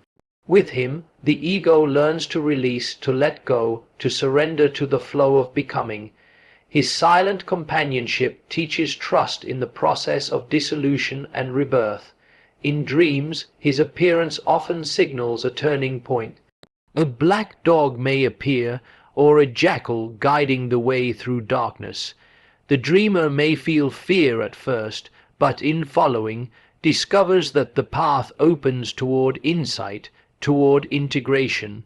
The psychopomp does not reveal the destination at once. He leads step by step, requiring faith, patience, humility. The process is not linear, but initiatory, moving through darkness toward light, through death toward life. The mythic image of Anubis thus gives form to one of the deepest truths of the psyche, that we are guided through transformation by an inner principle beyond the ego's control. This guide does not speak in rational arguments, but in symbols, images, and dreams. He does not promise safety in the conventional sense, but ensures meaning, ensuring that the journey inward leads to wholeness rather than disintegration. To walk with Anubis is to walk with the archetype of transition, the one who knows the passages, who weighs the heart, who protects the soul as it journeys into the unknown. His presence reminds us that death and transformation are not enemies but essential stages in the unfolding of the soul.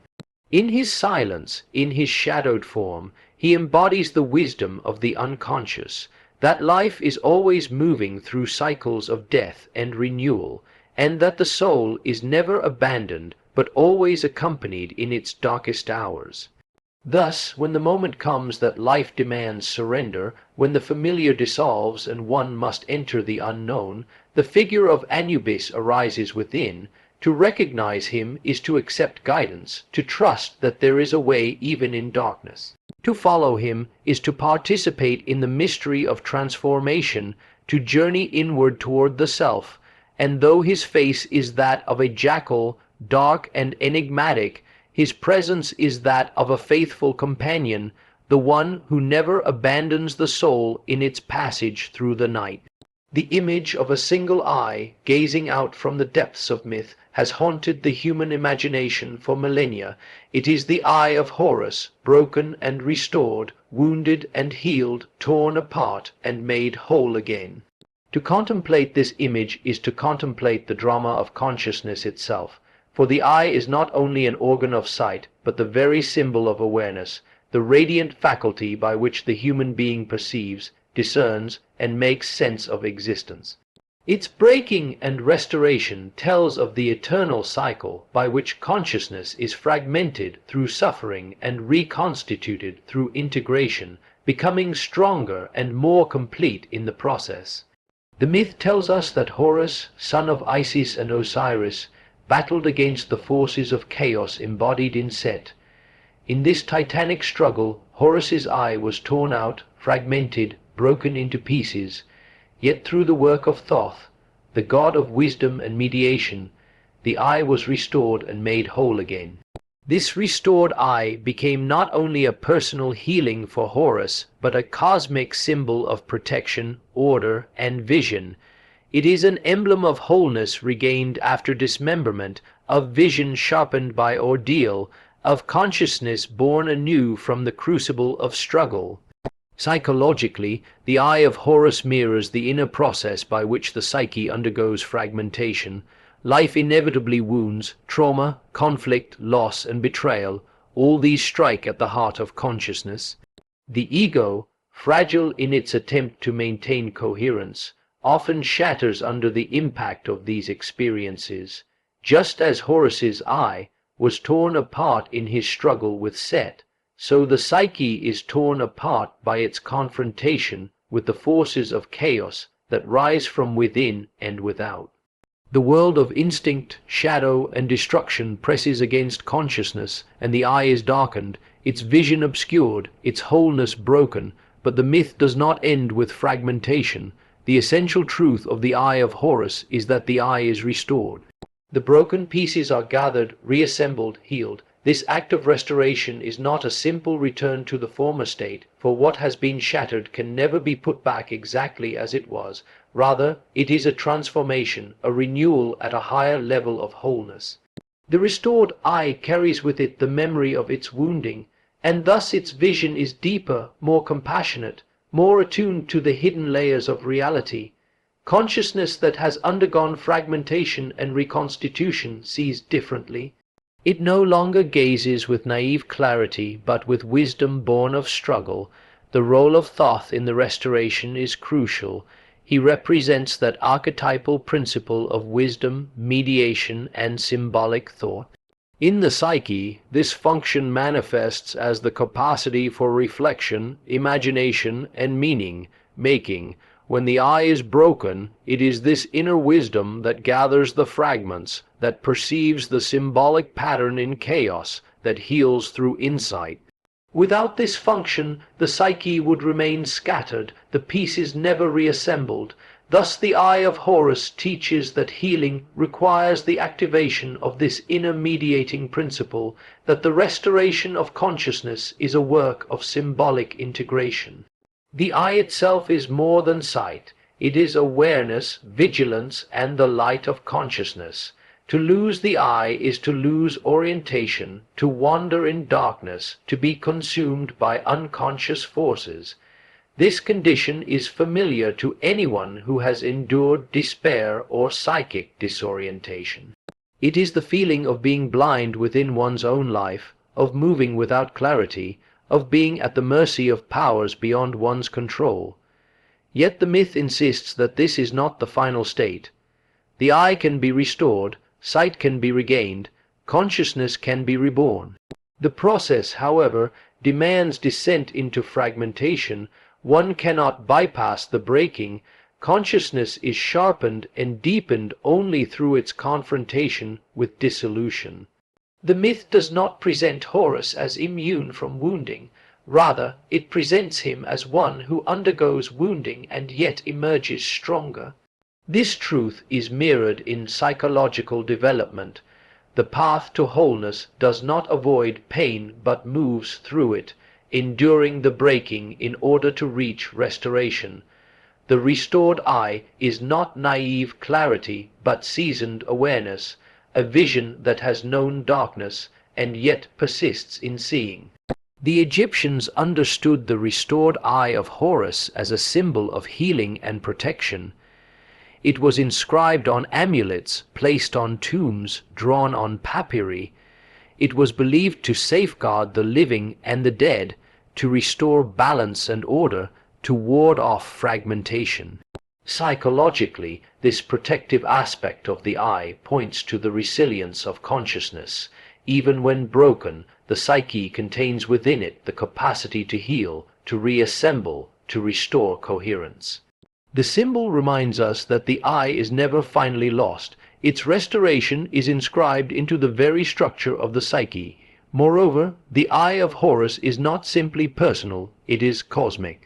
Its restoration is not only Horus's healing, but the re-establishment of order against chaos, of cosmos against dissolution. This reflects the archetypal nature of consciousness itself. Individual healing participates in a universal drama. Each restoration of consciousness, each act of gathering the broken fragments of the psyche, is a microcosmic enactment of the eternal struggle between order and chaos. The healing of one soul echoes the healing of the world. When we contemplate the eye, we also contemplate the act of seeing itself. To see is not merely to register light and form, but to apprehend meaning, to discern patterns, to awaken to presence.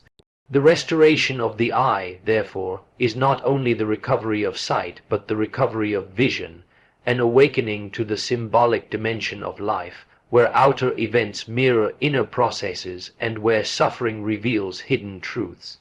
To live with the restored eye is to live symbolically, perceiving in every experience not only its surface but its depth, its mythic resonance. The fragmentation of the eye can be understood as a necessary initiation. Consciousness that has not been broken remains superficial. It sees but does not comprehend, it gazes but does not penetrate. Only when the eye is wounded, when vision collapses, does the soul confront the deeper reality that lies beyond appearances. The restoration of the eye, then, is the fruit of initiation, a vision tempered by suffering, a consciousness broadened by descent into the depths. Dreams often present images of eyes, blinded, injured, or restored. These images reveal the state of consciousness, its fragmentation or healing. To lose sight in a dream is to enter the darkness of the unconscious, to be forced to rely on other faculties, to endure the humility of blindness. To regain sight, or to be given a new eye, is to experience the renewal of vision, the reawakening of awareness. Such dreams echo the myth of Horus, enacting within the individual psyche the eternal drama of fragmentation and restoration. The restored eye also points toward the ultimate goal of psychic development, the integration of the self. For the self is not a static unity, but a wholeness achieved through the gathering of fragments, through the reassembly of the dismembered parts of the psyche. Each breaking, each descent into chaos offers the possibility of deeper integration. The restored eye symbolizes this process, the reconstitution of the personality at a higher level of wholeness. Thus, the myth of the eye of Horus speaks to the deepest truth of the soul, that consciousness is not a given but a task, not a possession but a continual work of restoration. It is always at risk of fragmentation, always vulnerable to the forces of chaos, yet always capable of renewal. The eye that is broken can be restored, and in its restoration it becomes a symbol of resilience, wisdom, and vision. To live with the restored eye is to live with awareness tempered by suffering, with sight deepened by darkness, with vision broadened by struggle. It is to see the world not only as it appears, but as it signifies, to perceive in every fragment the possibility of wholeness, to recognize in every wound the seed of healing. The eye of Horus is not only an ancient emblem, but a living symbol of the soul's journey. Consciousness wounded, broken, restored, and made whole again in the eternal dance of fragmentation and renewal. Stone upon stone, rising against the horizon of the desert, the pyramids and temples of Egypt stand not merely as monuments to kings and gods, but as embodiments of psychic realities. They are symbols crystallized in stone, the architecture of the soul externalized into enduring form.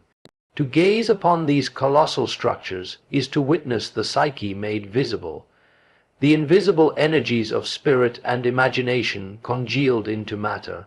The Egyptians built not only with their hands, but with their collective dream, and what emerged were not simply tombs or shrines, but profound expressions of the inner order of life itself.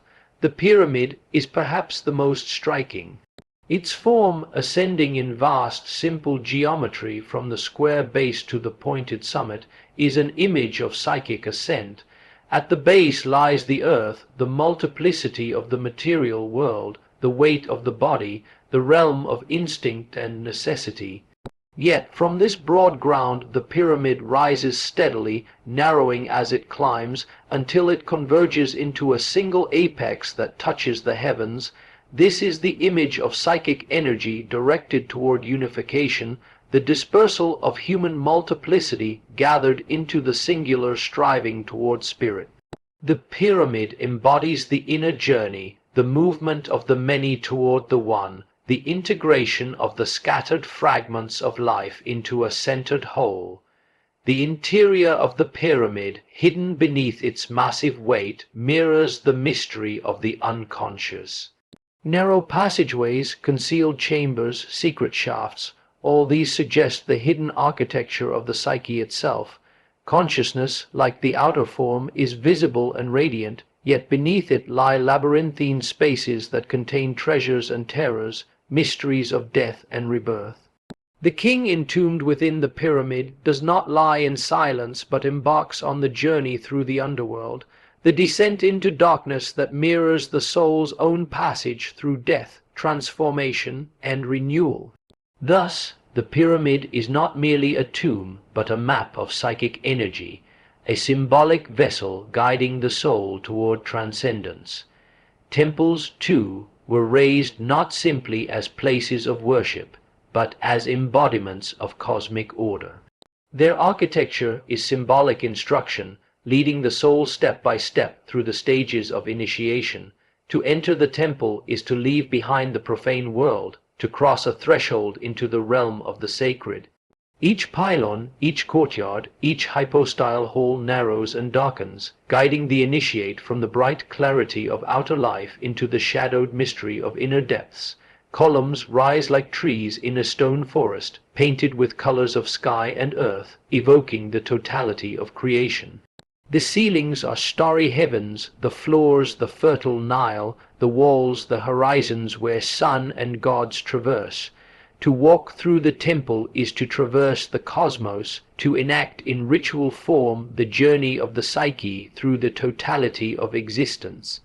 Architecture is not accidental. It is the crystallization of psychic energy into matter, and so it reveals the collective archetypes at work within a culture. The Egyptians, with their passion for permanence and order, inscribed their psyche in massive stone.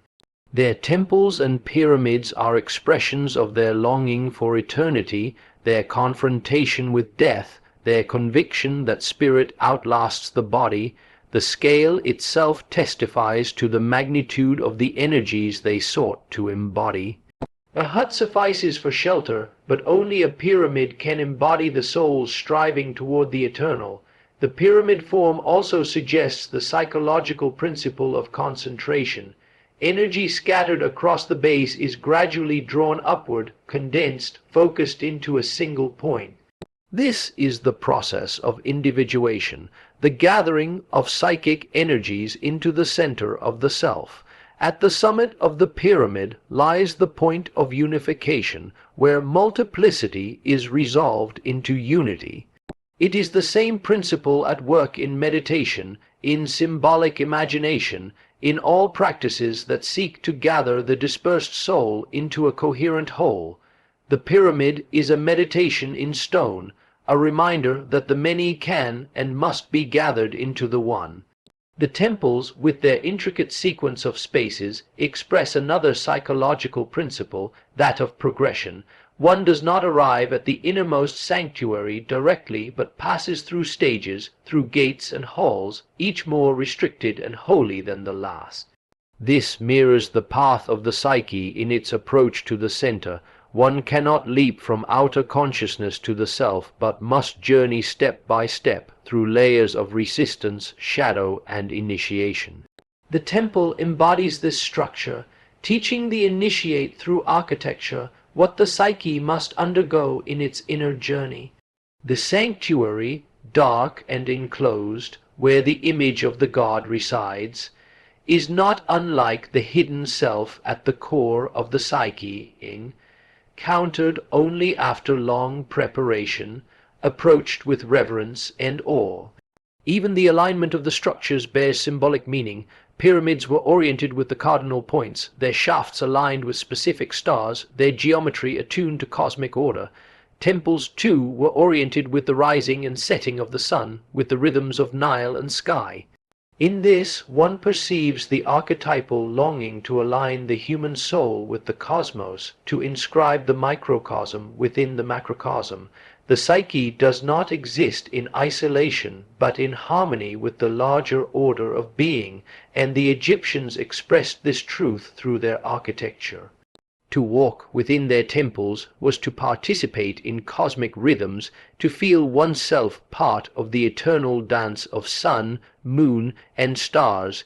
The endurance of these structures across millennia speaks to another dimension, the permanence of archetypes.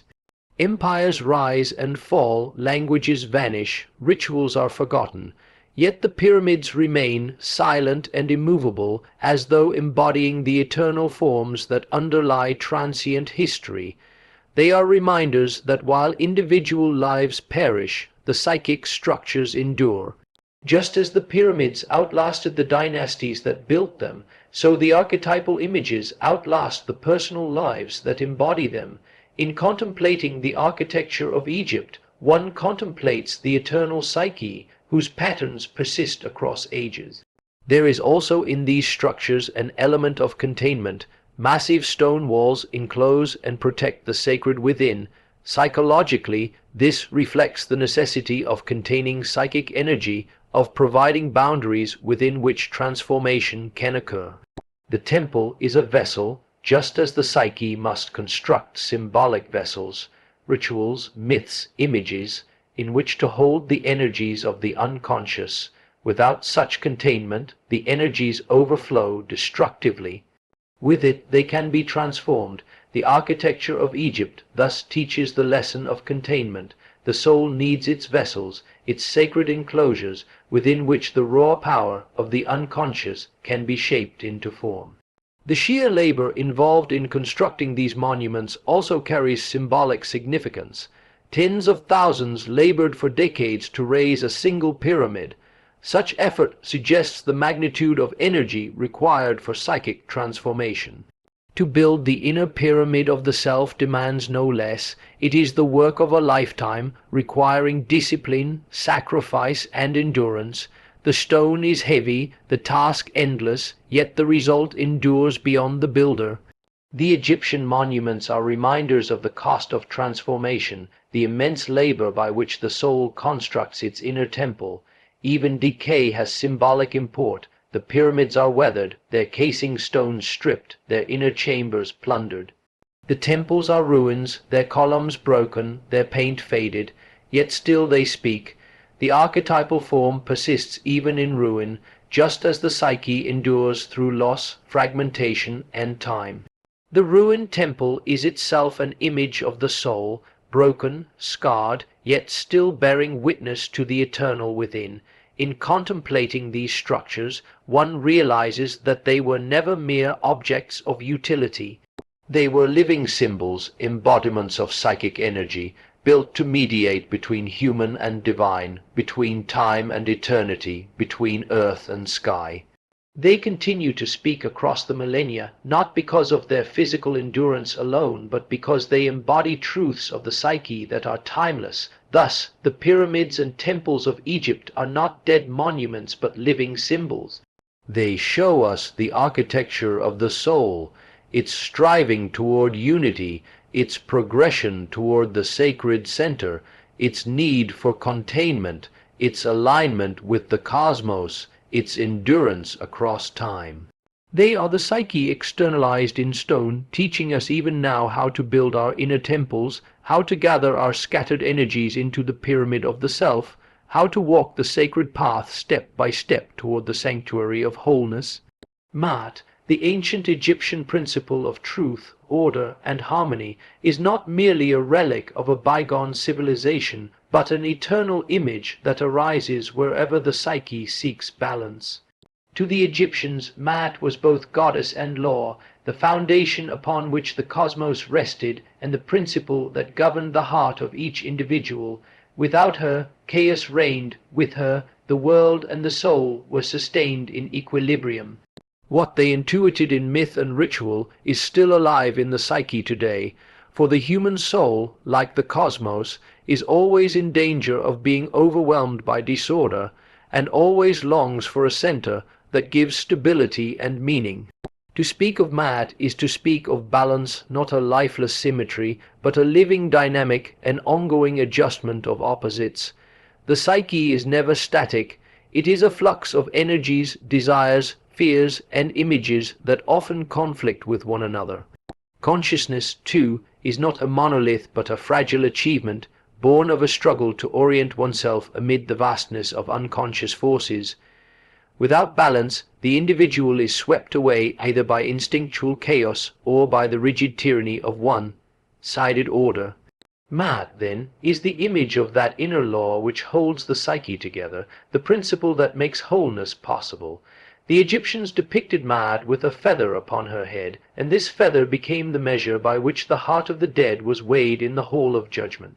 The symbolism is profound. The heart, seat of the individual's life and essence, was placed upon one side of the scales, and upon the other was the feather of Maat. Only if the heart was light, free from the burden of falsehood, violence, or imbalance, could it balance the feather. To be heavy with denial, lies, or excess was to sink, to fall into dissolution. Thus, the ultimate test of life was balance itself, a harmony of inner truth with the eternal order. This image speaks deeply to the psychological condition. A life burdened with falsity, denial of shadow, repression of truth, clinging to illusions, becomes heavy, weighed down, unable to move toward transformation. By contrast, a life lived in alignment with inner truth, with acknowledgement of the soul's depths, becomes light, capable of transcending death itself. The weighing of the heart is not only a mythic judgment, but a reflection of the psyche's continual reckoning with itself. Each moment asks, is the heart aligned with truth, or is it laden with falsehood and imbalance? Maat as psychological balance means the integration of opposites. Order and chaos, light and shadow, masculine and feminine, conscious and unconscious, all must find their place. If one side dominates, imbalance ensues. Too much order leads to rigidity, lifeless conformity, a deadening of creativity. Too much chaos leads to fragmentation, loss of orientation, the flooding of consciousness by the unconscious. Balance does not mean erasing one for the sake of the other, but allowing both to exist in relation, held in tension by a higher principle. The Egyptians sensed this truth in their mythology, where the sun god daily fought chaos in the form of Apophis, yet never annihilated it completely. Chaos was necessary as counterpart to order. What mattered was that it remained contained, held in balance by Maat. In the individual psyche, this balance is the work of a lifetime. It requires that we do not cling to the illusion of pure light while denying shadow, nor surrender wholly to shadow while abandoning the light. It requires a continual adjustment, a willingness to look within, to recognize the forces at play, and to hold them in relation. This is the psychological meaning of Ma'at, not dogmatic order, but dynamic harmony.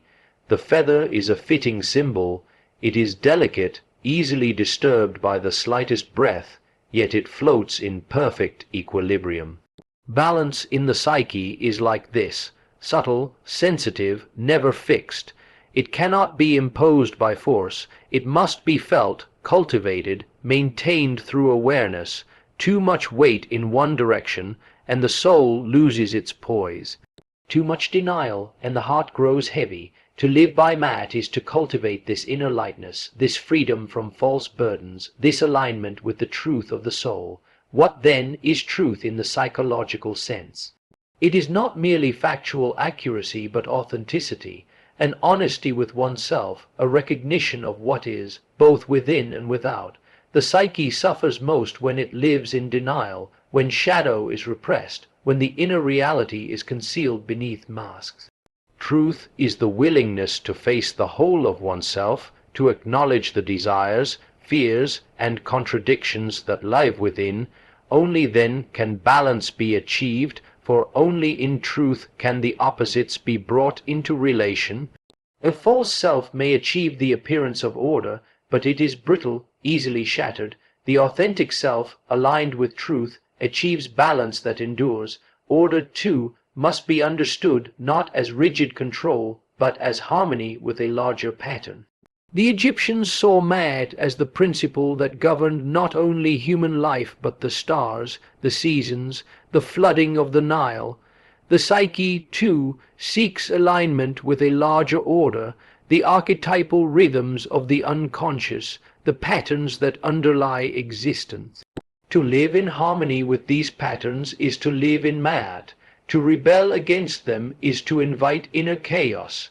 One cannot impose arbitrary order upon the psyche. One must listen, discern, and align with the deeper order that already exists. This alignment requires sacrifice, for the ego wishes to dominate, to impose its own will, but balance demands humility, the recognition that the ego is not the whole, but only a part of the greater self. To live in Ma'at is to allow the ego to take its proper place, not as tyrant, but as servant of the larger harmony. When the ego insists on its supremacy, imbalance arises. When it yields to the law of the self, balance is restored. The myth of Ma'at also reminds us that balance is not achieved once, and for all but must be continually renewed.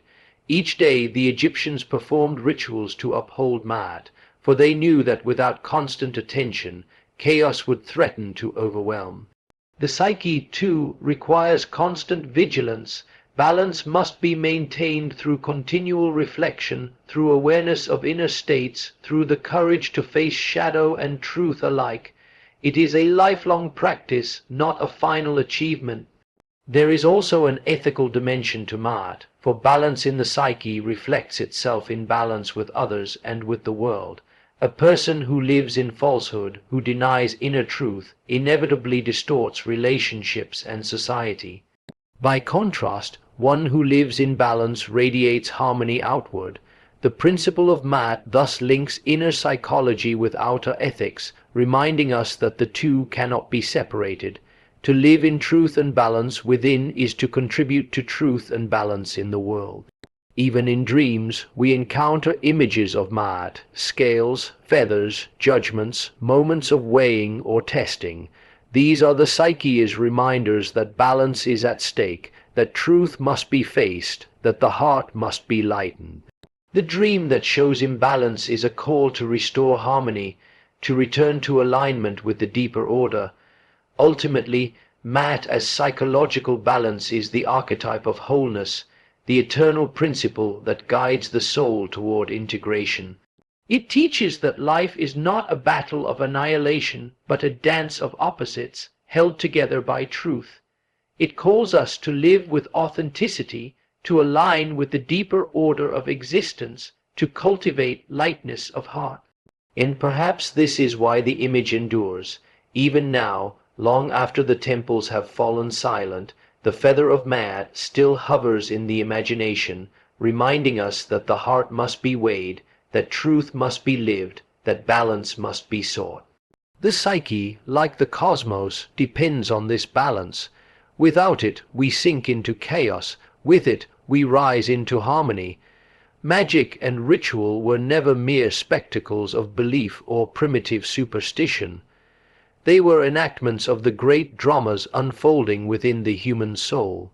To the ancient world, every gesture, every incantation, every sacrifice was charged with meaning that transcended the visible. What appears to modern eyes as external ceremonies were, in truth, mirrors of psychic realities, projections of inner tensions, and attempts to reconcile the conflicts that tore at the fabric of the human heart. The stage upon which these rituals were performed was not only the temple or the desert, but also the unconscious, which continually seeks forms by which to express itself. One cannot understand magic without understanding the psyche's tendency to objectify its inner contents. Dreams, visions, fantasies all arise as images that represent forces within us. In the same way, magical rites externalize what is otherwise invisible, the struggle between fear and courage, love and hatred, death and renewal. The magician's circle is an image of the boundary of the ego, drawn to contain the overwhelming powers of the unconscious. The invocation of deities or spirits is the dramatization of archetypal forces that live within the psyche, summoned into the light of consciousness to be confronted and integrated. When the ancient Egyptian priest chanted words of power, he was not merely speaking to gods in the sky.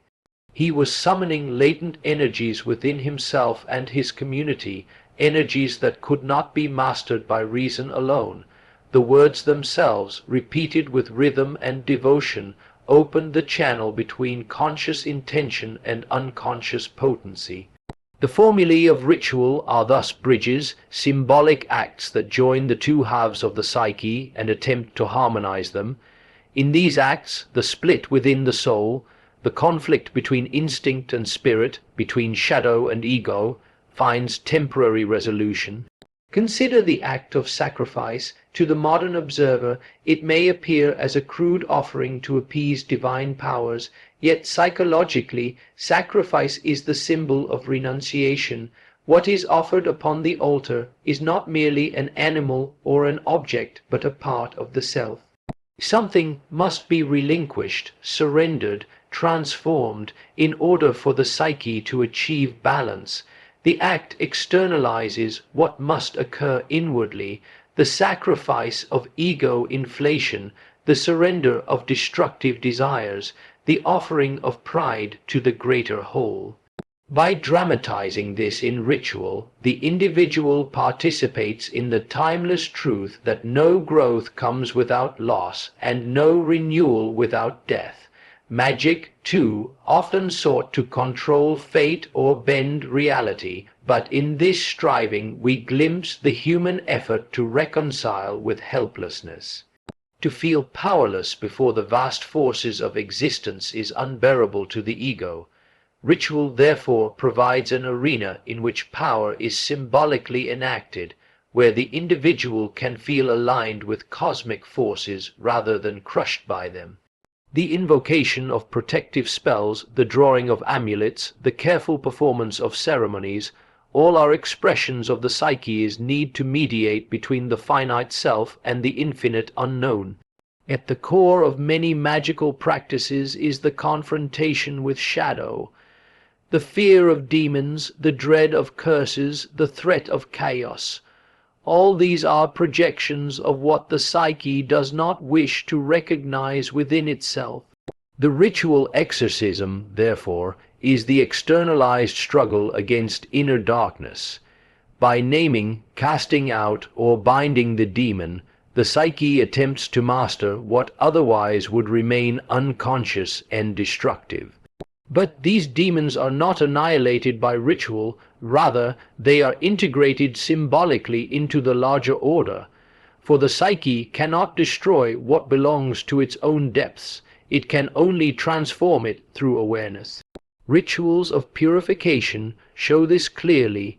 Water, incense, fasting, or abstinence are outward acts, but they point to an inward cleansing, the attempt to rid oneself of psychic contamination, of thoughts and impulses that disturb balance.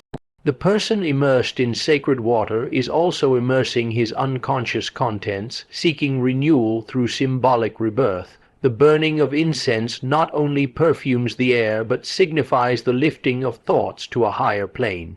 Thus, the outward action and the inward process mirror each other. The potency of magic lies not in the mechanics of its actions, but in the psychic reality they evoke. To dismiss ritual as superstition is to miss the fact that it worked because it was true in the symbolic sense. The gods addressed in ritual were archetypal realities. The gestures performed were dramatizations of the soul's struggles. The success of magic lay in its capacity to bring unconscious material into consciousness, to make the invisible visible, to allow the individual to act out and thereby integrate inner conflict. In dreams, we see much the same process at work. The dream creates images of danger, enemies, helpers, transformations. It stages a ritual drama in which the dreamer is participant and witness. Ritual, then, is the waking counterpart of dreaming, a deliberate, collective form of enacting psychic truths. Both dream and ritual serve the same function. They allow the unconscious to speak in its own language of symbol and image, offering the ego an opportunity to respond, to adjust, to grow. Magic and ritual are also collective expressions of psychic conflict. The community shares in the anxieties of survival, fertility, death, and renewal. Ritual provides a container in which these overwhelming realities can be faced together. The collective participation magnifies the psychic effect, binding the group into a unity that mirrors the integration sought by the individual.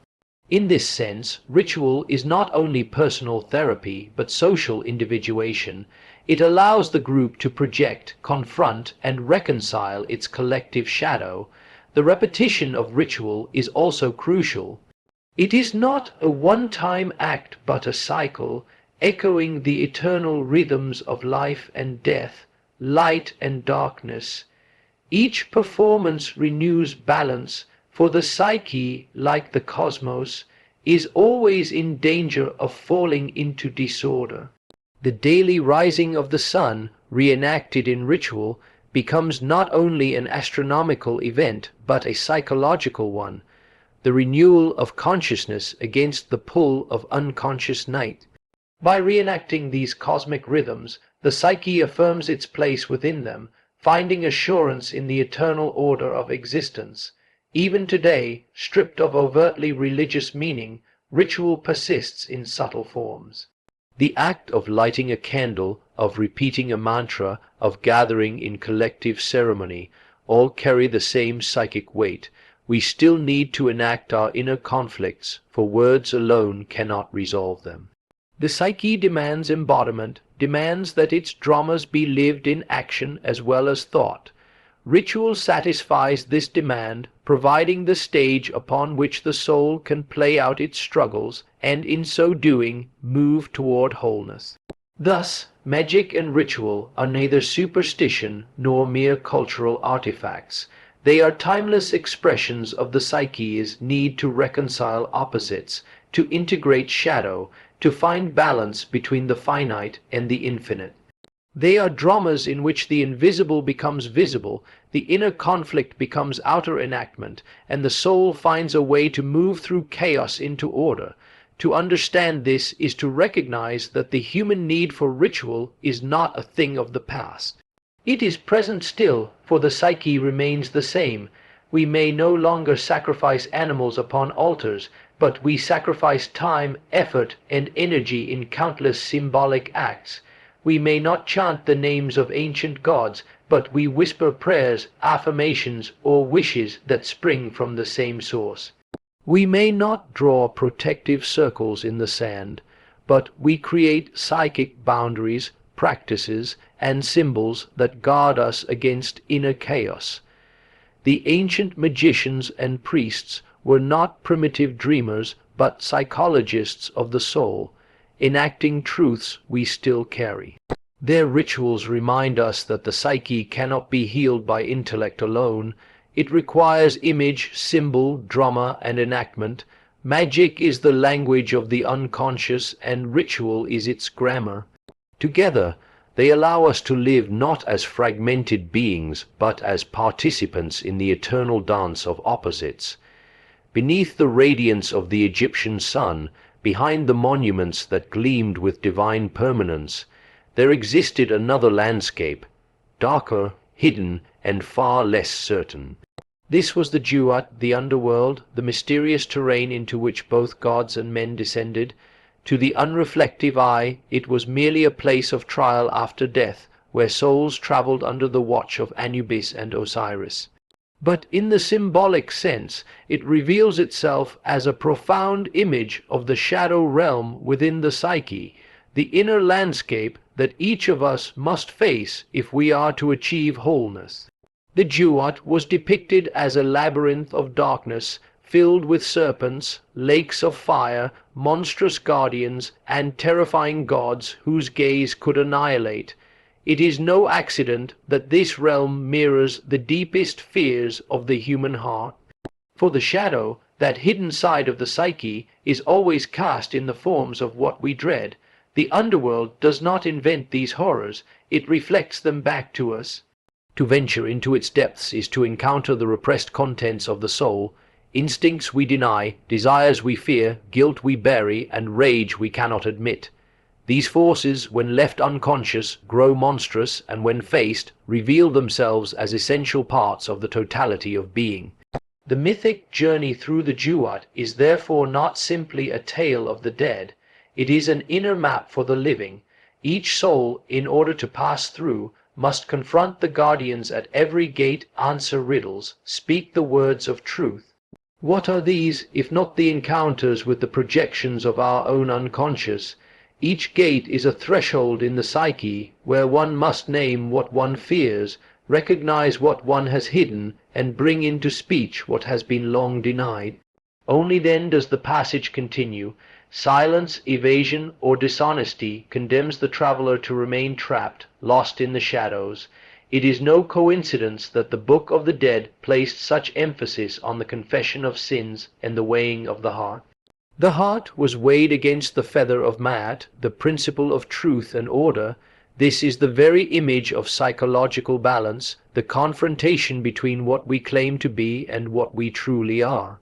If the heart is heavy, laden with guilt, repression, unacknowledged shadow, then the soul cannot ascend. The devourer waits, a beast of annihilation, reminding us that the cost of refusing to face the shadow is psychic destruction, the fragmentation of the inner life. The Duat is also a place of transformation. Darkness is not only destructive, it is fertile. The sun god himself, Ra, must pass through the underworld every night, facing the serpent Apophis who seeks to devour him. This daily journey mirrors the rhythm of human consciousness. Each day we rise into the clarity of light, and each night we sink back into the dark sea of dreams. There we too face serpents, demons, and enigmas in the form of dream images, which carry messages from the shadow. Without this descent there can be no dawn. Without the confrontation with darkness, consciousness cannot be renewed. One sees, then, that the Duat is not an alien world, but the hidden half of our own psyche. To deny it, to avoid it, is to live only on the surface, in brittle light, vulnerable to the eruptions of what is repressed. But to descend willingly into it, to walk through its darkness with open eyes, is to allow the integration of shadow into the wholeness of the self. Just as Osiris, torn apart and slain, was reconstituted and enthroned in the underworld, so too the fragmented psyche can be reassembled through confrontation with the shadow. Death in this sense is not annihilation but transformation, the end of one form of the self, the birth of another more complete. It is striking how the Egyptians did not depict the underworld as pure chaos. Though filled with threats, it was structured into hours, regions, and gates, each with its guardians and trials. This is a profound psychological insight. The shadow is not merely disorder, but possesses its own hidden order, which reveals itself only to those who dare to enter. The monsters at the gates are not mindless but purposeful. Each one poses a question or requires a truth to be spoken. Thus, the shadow realm is pedagogical. It teaches, tests, and transforms. Its order is not the order of the daylight ego, but a deeper order of the unconscious, which guides us toward integration through ordeal. The images of fire, serpents, and devouring beasts found in the Jewat symbolize the raw energies of the psyche. Fire is both destructive and purifying, capable of burning away illusions and leaving only what is essential. The serpent, ever present in myth, is both poison and medicine, death and renewal. The devouring monster, though terrifying, forces the recognition of mortality and the limits of ego. To pass through the Jewat is therefore to learn how to face energies too powerful for the ego alone, to see them not merely as threats, but as powers that can be integrated into the larger whole of the self. The journey through the underworld is not a solitary event, but an archetypal pattern repeated in the life of every individual. It appears in dreams of dark tunnels, of being pursued by nameless forces, of descending into caves or labyrinths. It arises in times of crisis, when life as we have known it collapses, when the familiar world is stripped away. These are personal descents into the Jewat: depression, loss, despair. These are modern names for what the ancients personified as underworld trials. And just as in the myths, such descents hold the possibility of renewal if one endures and confronts what arises. To deny these experiences is to remain incomplete. The psyche does not seek only light, it seeks wholeness. Light and darkness, life and death, conscious and unconscious, these are the polarities that together make the totality of being. The Jewat teaches that one cannot reach the eternal fields of peace without first passing through the terror of the night. It is the shadow realm that stands between the fragmented ego and the integrated self. Thus the underworld is not an end but a passage. The images of resurrection, Osiris rising, the sun reborn at dawn are the natural consequence of passing through shadow. To face the Jewat is to accept that destruction and creation are inseparable. The ego must die to its illusions, its pride, its fear of darkness, if the deeper self is to emerge. This is not mere metaphor but an inner reality, experienced in every authentic confrontation with the unconscious. And so, when we contemplate the Jewat, we must not see it as a myth for the dead, but as a living symbol for the soul. Each of us carries within a hidden underworld, populated with fears, desires, and forgotten truths. Each of us is called, sooner or later, to descend into that darkness. The question is whether we resist it and remain haunted by shadows, or whether we walk into it consciously, prepared to face what awaits. In that descent lies the possibility of regeneration. The monsters of the Jewat are not there to annihilate us, but to strip us bare, to force honesty, to demand the surrender of illusion. And beyond them lies not destruction, but the renewal of life, the dawn of a more integrated self. The ancient scrolls that have come down to us under the name the Book of the Dead are more than funerary texts, more than spells for the deceased to utter as he traverses the perilous lands of the underworld. They are mirrors of an interior landscape, a map of journeys that every human soul must undertake. To read them merely as ritual prescriptions for the afterlife is to miss their deeper function. They are a psychology written in hieroglyphs, an atlas of the inner worlds, pointing the way through fear, trial, and transformation. In their imagery and invocations, one senses a drama far more profound than the literal. The soul of the dead must recite passwords to pass gates, confront monstrous beings, declare its innocence before 40, two judges, and have its heart weighed against the feather of truth. Each ordeal corresponds to movements within the psyche. The gates are thresholds of consciousness, each guarded by forces that resist entry until the proper words are spoken. These words are not mere formulas, but the expression of inner recognition, the acknowledgement of what has been repressed or denied. In dreams and in waking life, we too encounter such guardians, the anxieties that block us, the fears that paralyze, the shame that silences. Only when named can they be transcended. The judges before whom the soul stands are not external magistrates but inner figures, personifications of conscience, memory, and truth. Each judge represents a domain of life, honesty, justice, compassion, restraint, and the declarations of innocence are less about legal defense than about alignment with the deeper order of being. The ritual confession is the soul's way of testing itself against truth. And here we see the image of the heart upon the scale, weighed against the feather of Maat. This is the central symbol. The soul cannot escape the necessity of balance. A heavy heart, laden with lies, repression, and shadow, tips the scale toward annihilation. A heart light with truth rises and passes on, yet the annihilation promised by the devouring monster is itself symbolic. It is the fate of the false self, the constructed mask that cannot survive the scrutiny of the unconscious. What is destroyed in that moment is not the soul, but the illusions that encase it. This, too, is a psychological reality. In moments of crisis, when life tears away our defenses, we feel as though we are being devoured. But what perishes is the fragile structure of the ego, making way for a more enduring form of selfhood.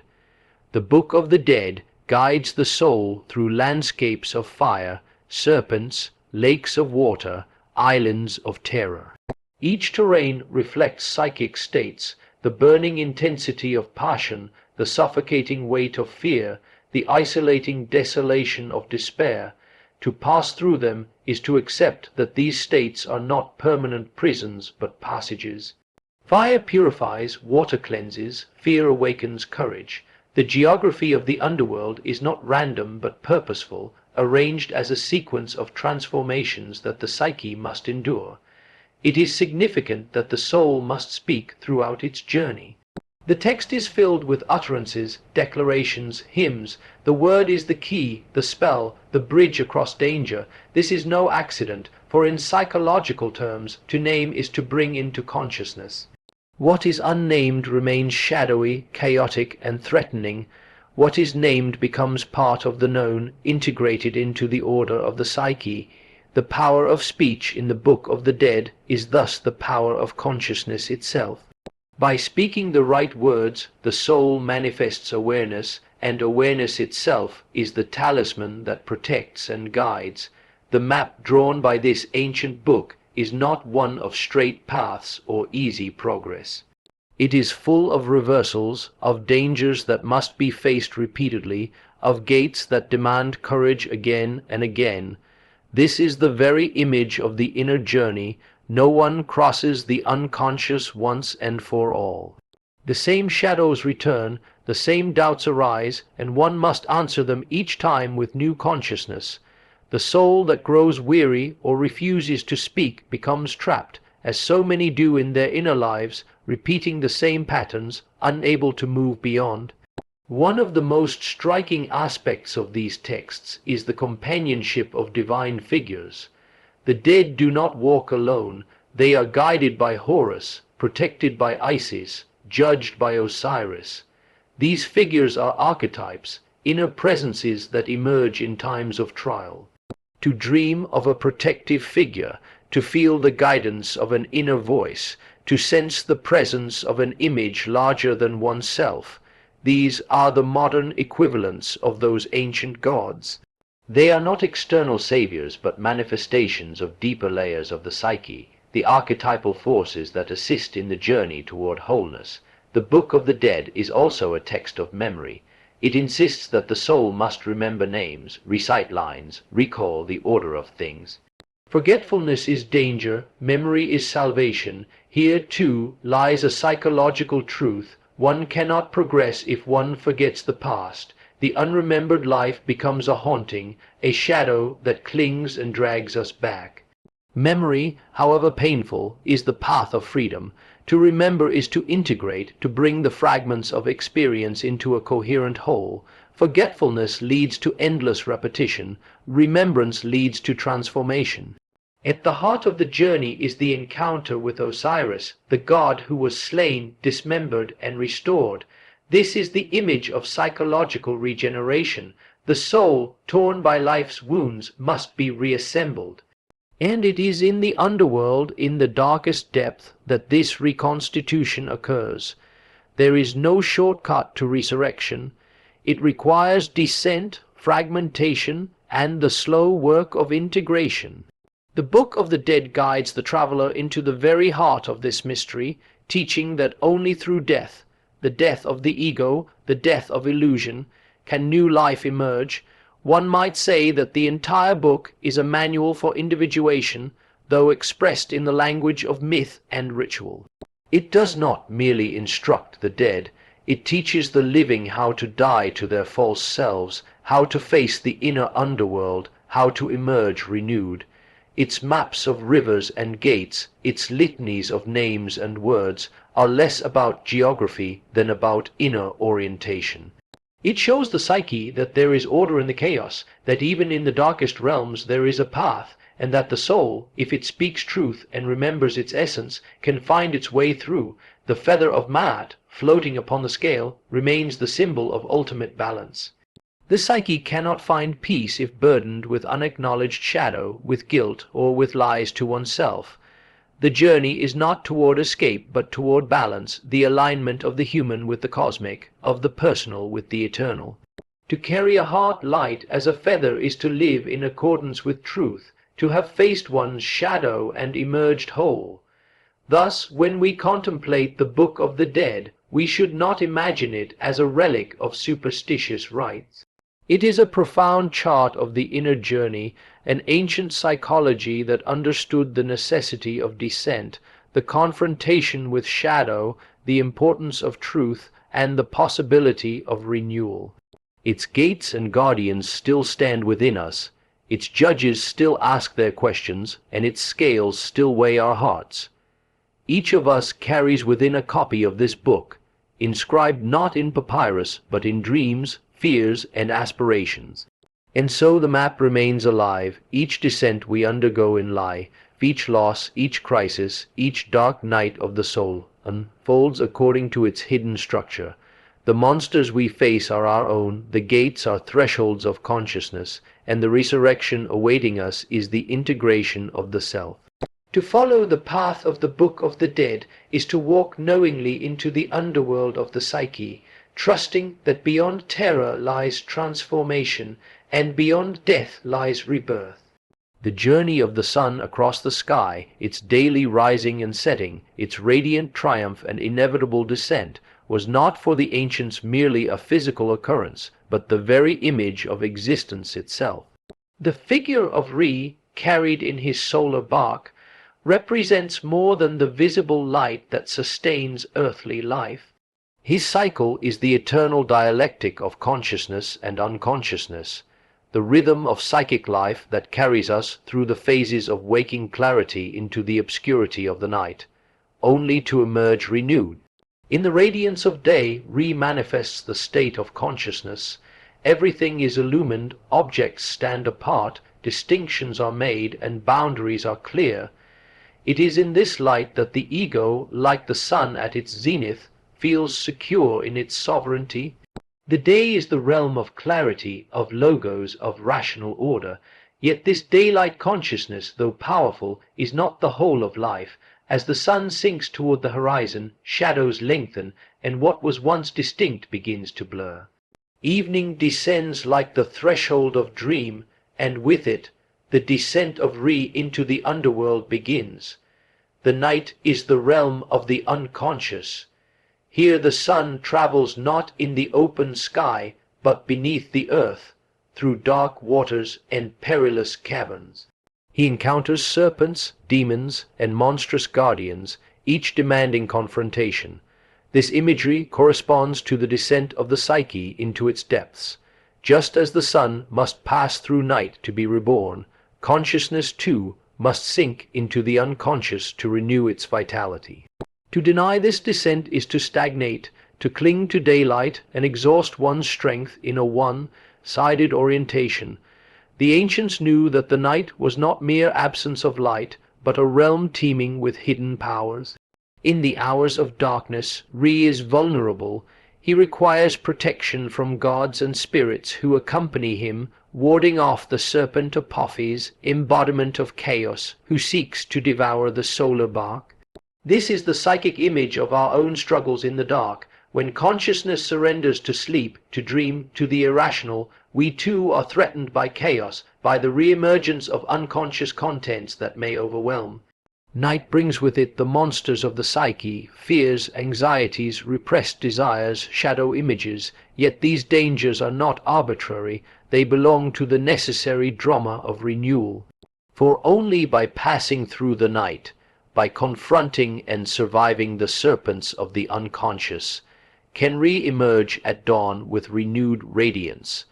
So too must human consciousness periodically surrender to the unconscious in order to be revitalized. Sleep itself is such a rhythm, but beyond sleep there are also the descents we undergo in crises, depressions, illnesses of the soul. In each case the ego feels as though it is traveling through night, threatened by dissolution, forced to endure what seems unbearable. The dialectic of day and night, of consciousness and unconscious, is the pulse of life itself. To cling only to the day is to live a brittle existence, cut off from the roots of renewal. To remain lost in the night is to succumb to chaos, unable to emerge into clarity. The path of wholeness lies in the rhythm between the two, in allowing the cycle to unfold, in trusting that the night is not the end but the passage through which a new dawn must come. One must also see that in the imagery of the solar bark, consciousness is not annihilated at night. It does not vanish, but continues its journey in another realm, albeit unseen. This is the truth of dreams. Consciousness does not cease, it transforms. It sails the waters of the unconscious, encountering strange figures, incomprehensible landscapes, and symbolic dramas. These dream journeys are the nocturnal voyages of Re within us, where our inner sun continues to travel beneath the horizon of awareness. Apophis, the serpent of chaos, is the inevitable counterpart of the solar order.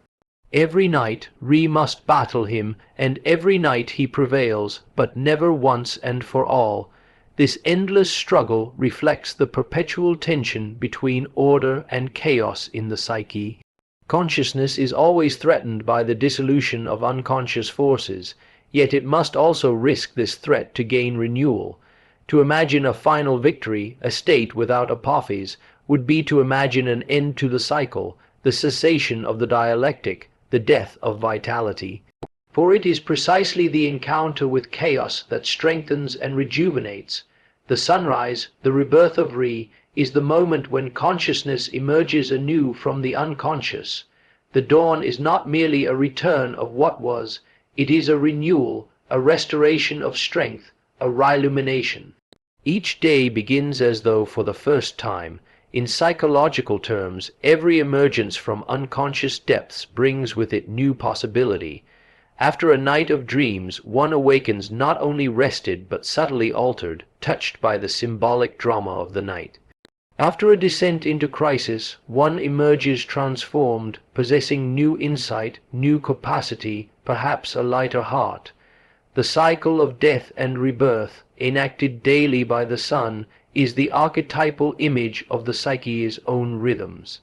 This imagery also teaches the necessity of humility. The sun, though the supreme source of light, must bow each evening, must descend, must allow itself to be carried in the darkness where it is no longer sovereign. Similarly, the ego must surrender to forces greater than itself. It must accept the descent into unconsciousness, the dissolution of control, the confrontation with shadow. Only in this surrender does it gain renewal. To refuse humility, to resist the descent, is to invite exhaustion and collapse. It is also crucial to observe the role of the gods who accompany Re on his journey. He is not alone in the night. The solar bark is filled with divine companions who aid him, who protect and guide. These figures represent the archetypal forces that appear in dreams and inner experiences. When we descend into our own unconscious, we too encounter such companions, guiding figures, wise voices, protective presences. They may appear in dreams as teachers, animals, ancestors, or mysterious strangers. They are the allies of consciousness in its perilous voyage. To ignore them is to face the night unarmed. To recognize them is to walk with support. The cycle of Re reveals that consciousness and unconscious are not enemies but partners in a dialectic. Day requires night, and night requires day. The psyche cannot live in one realm alone.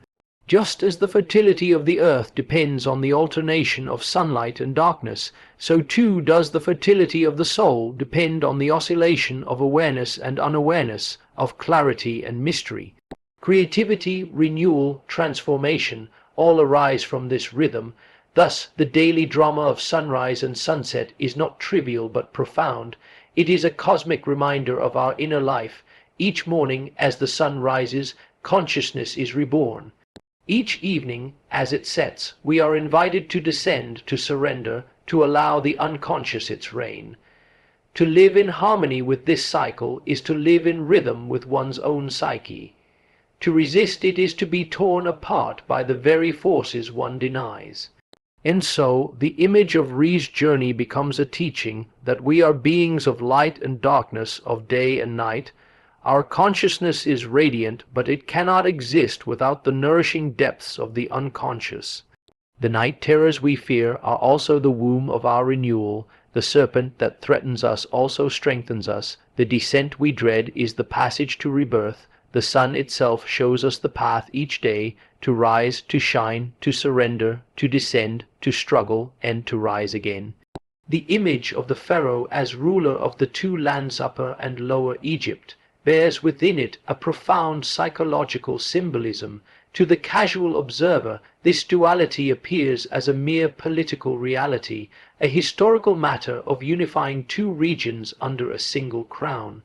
Yet beneath this surface lies an archetypal truth that speaks to the human soul itself. The psyche is likewise divided into polarities, opposing realms that yearn for unity under a central authority. The Pharaoh, as sovereign of both lands, is the image of that unifying principle which holds the tension of opposites within itself and gives order to the divided kingdom of the soul. Upper and Lower Egypt represent not only geographical spaces, but also symbolic orientations. Upper Egypt, stretching toward the source of the Nile, suggests the spiritual, the origin, the upward striving of consciousness toward the heights of the eternal. Lower Egypt, spread along the fertile delta where the river disperses into the sea, suggests the material, the manifest, the concrete multiplicity of life. The one points to the singular source, the other to the manifold expressions. The one is vertical, aspiring, the other is horizontal, expanding. These two lands together form the totality of existence, just as the psyche is composed of the vertical depth of spirit and the horizontal breadth of earthly reality. To live only in Upper Egypt, only in the realm of lofty ideals, abstractions, and transcendence, is to neglect the richness of embodied life, to risk dissociation from reality, to float ungrounded above the soil of existence. To live only in Lower Egypt, only in the fertile fields of sensory life, material pursuits, and external achievement, is to lose sight of the source, to be swept away in dispersion, to forget the deeper meaning that flows from the origin. The wholeness of being requires both. Thus the Pharaoh's crown, the double crown uniting the white of the south and the red of the north, is not merely an emblem of political power, but the image of psychic integration. The psyche, like the two lands, is forever at risk of division. One part seeks the heights, the other the depths. One part strives for order and clarity, the other teems with the chaotic abundance of instincts and desires. Left to themselves, these opposites wage war, pulling the individual into inner conflict. It is only through the emergence of a unifying center, the archetypal king within, that these tensions can be held together without collapse. The pharaoh embodies this role. He is not merely the ruler of one land or the other. He is the reconciler, the one who wears the double crown, who legitimizes his sovereignty precisely through the union of opposites. Psychologically, this figure corresponds to the self, the central archetype that encompasses the totality of the psyche. The ego, in its ordinary state, identifies with one side, clings to one land, and excludes the other. It says, "I am rational, not instinctual," or "I am material, not spiritual." But the deeper truth of the psyche demands inclusivity. The self insists on unification, on acknowledging both Upper and Lower Egypt within. It is not enough to rule only one side. The soul demands the integration of both. The Nile itself flows through these lands, connecting them, just as the current of psychic life connects the heights and depths within us. This river is not owned by one region or the other. It belongs to both and sustains both. Likewise, the unconscious currents within the psyche irrigate both spirit and matter, both thought and instinct.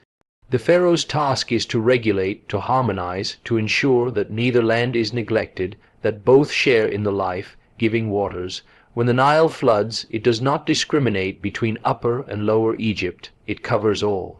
In this, one sees the image of the unconscious, which does not recognize the boundaries the ego sets up, but flows through all levels indiscriminately. The sovereign must learn to work with these floods, to channel their power for the fertility of the whole land. The duality of the two lands is also mirrored in the duality of masculine and feminine, of order and chaos, of conscious and unconscious. Upper Egypt may symbolize the principle of form, order, and clarity, while Lower Egypt may symbolize the fertile, generative, and instinctual.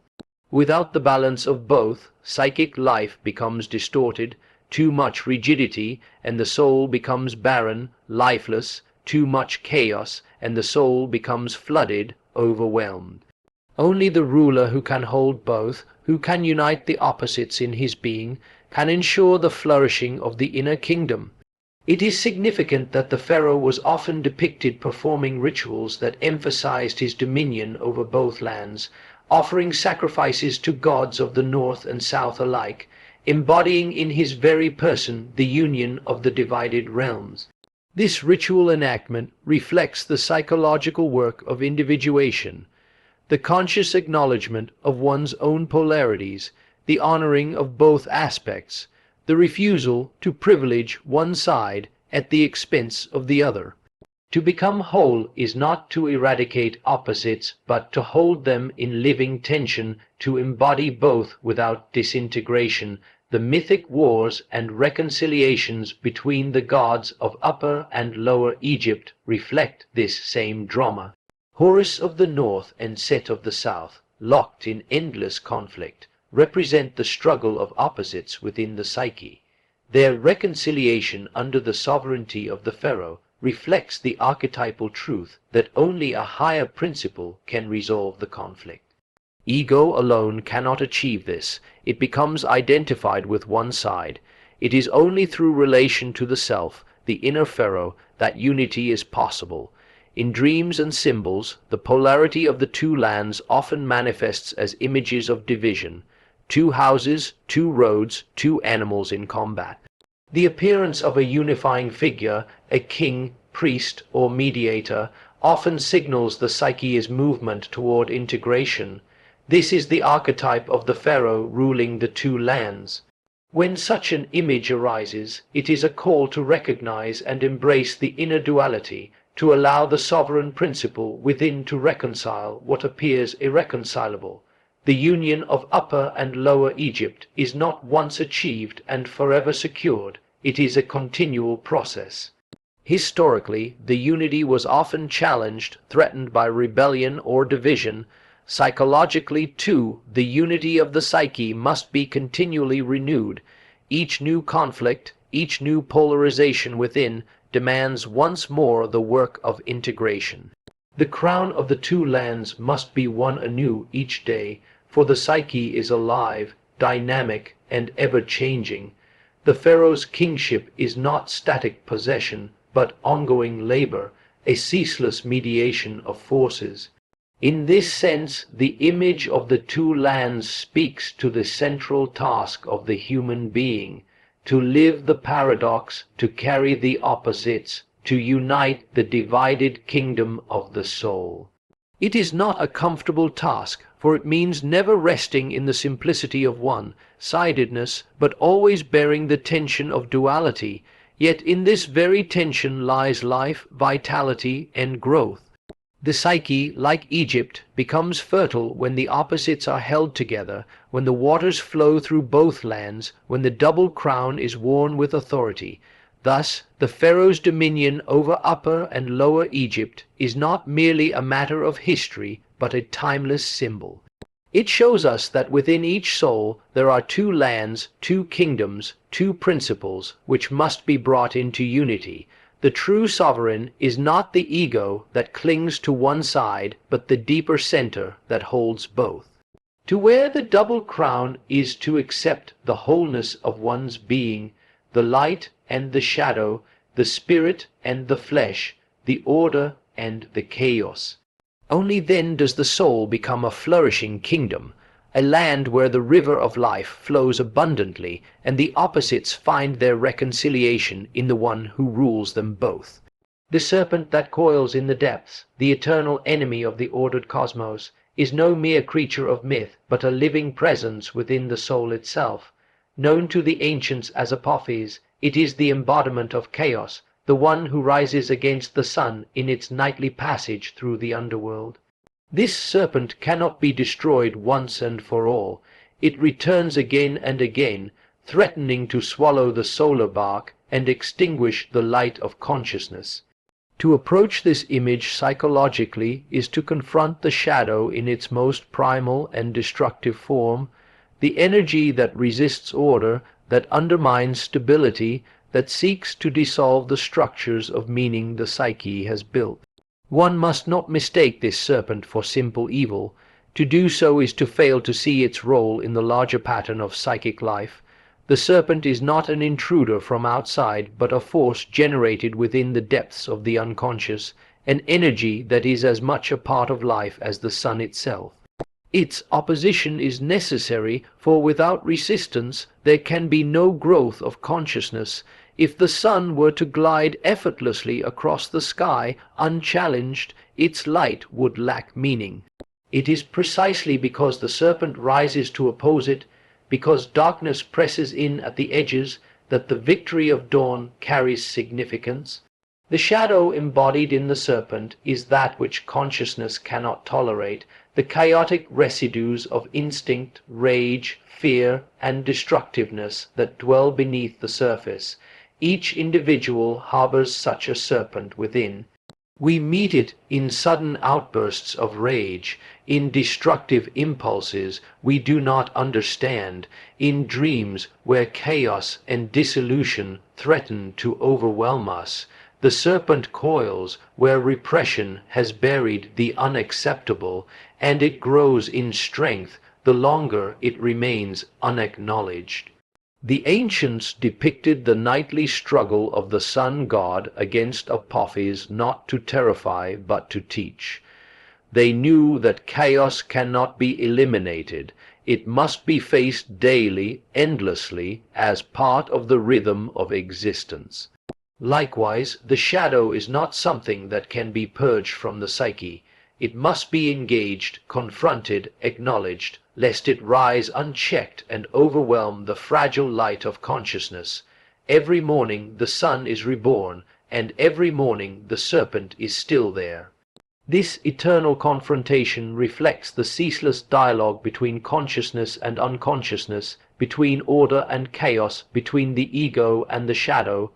The serpent's nature is dissolution. Where the structures of the psyche become rigid, brittle, or sterile, the serpent appears to break them down. It is the energy of entropy within the soul, tearing apart old forms to make space for the new. In this sense, it is allied with transformation, though in its raw form it appears only as destruction. To encounter Apophis within oneself is to feel one's carefully constructed identity threatened, the old certainties shattered, the foundations of meaning tremble. Yet from such moments of crisis, when the serpent has done its work, there arises the possibility of rebirth. Consciousness must fight, but not to annihilate, only to survive and grow stronger through the encounter. In dreams, the serpent often appears as a terrifying, monstrous form, its coils suffocating, its gaze paralyzing. To the dreamer, it seems alien, hostile, wholly other. But to analyze such a symbol reveals that it is one's own repressed energy, one's own instinctual power turned against the conscious ego. When neglected, the shadow becomes the enemy. When acknowledged, it can be transformed, its raw force integrated into the broader life of the psyche. The ancients fought Apophis with spells, rituals, and chants, not because they believed they could kill it, but to hold its power at bay, to keep it from overwhelming the solar god. Psychologically, we too must learn rituals of acknowledgement, inner acts of recognition that give the serpent its due place without allowing it to devour the whole. The serpent's association with darkness and chaos also points to its role as guardian of the unconscious depths. It dwells in the night sea, in the underworld, where the treasures of renewal lie hidden. To avoid the serpent entirely is to avoid the journey inward, to remain forever on the surface of life. Only by risking the encounter with this chaotic energy can the soul descend to its depths and return with new life. Thus, paradoxically, the serpent that threatens consciousness is also the threshold guardian to transformation. One must pass it, not by destroying it, but by enduring its presence and integrating its lesson. The image of Apophis further suggests the cyclicality of psychic life. Just as the sun must fight each night, so too does the individual face recurring crises of meaning, moments when chaos intrudes and threatens to undo the order of the self. These moments are not failures but necessities, opportunities for consciousness to renew itself. The serpent ensures that no structure of meaning becomes eternal, that no identification with the ego becomes absolute. It dissolves the arrogance of permanence, reminding us that light is always provisional, always earned anew through confrontation with the dark. In the collective sphere, the serpent manifests in social chaos, in the breakdown of institutions, in the eruption of violence and disorder that periodically sweep through human history. Civilizations, like individuals, build structures of order, and these too eventually become brittle, lifeless, estranged from the depths of instinct. Then the serpent rises, not as mere accident but as archetypal necessity, to tear down what has grown sterile, to plunge society back into chaos from which a new order might emerge. The myth of Apophis thus has both personal and collective resonance, reminding us that no order is final, that chaos is the eternal counterpart to cosmos. Yet the myth also teaches endurance. Though the serpent rises each night, the sun never fails to return. Consciousness is not annihilated by chaos, but tested and strengthened through it. The psyche's task is not to seek permanent security, but to live within this eternal rhythm, to accept that the serpent is always present, always threatening, and yet always overcome. To accept this is to abandon illusions of perfection, to recognize that wholeness is not the absence of darkness, but the integration of the eternal struggle between light and dark. In the end, the serpent symbolizes the deepest truth of psychic life, that creation and destruction are inseparable, that consciousness exists only in tension with chaos, that the shadow is not an intruder but a partner in the dance of the soul. To deny the serpent is to deny life itself, for life grows only through the ceaseless interplay of order and dissolution.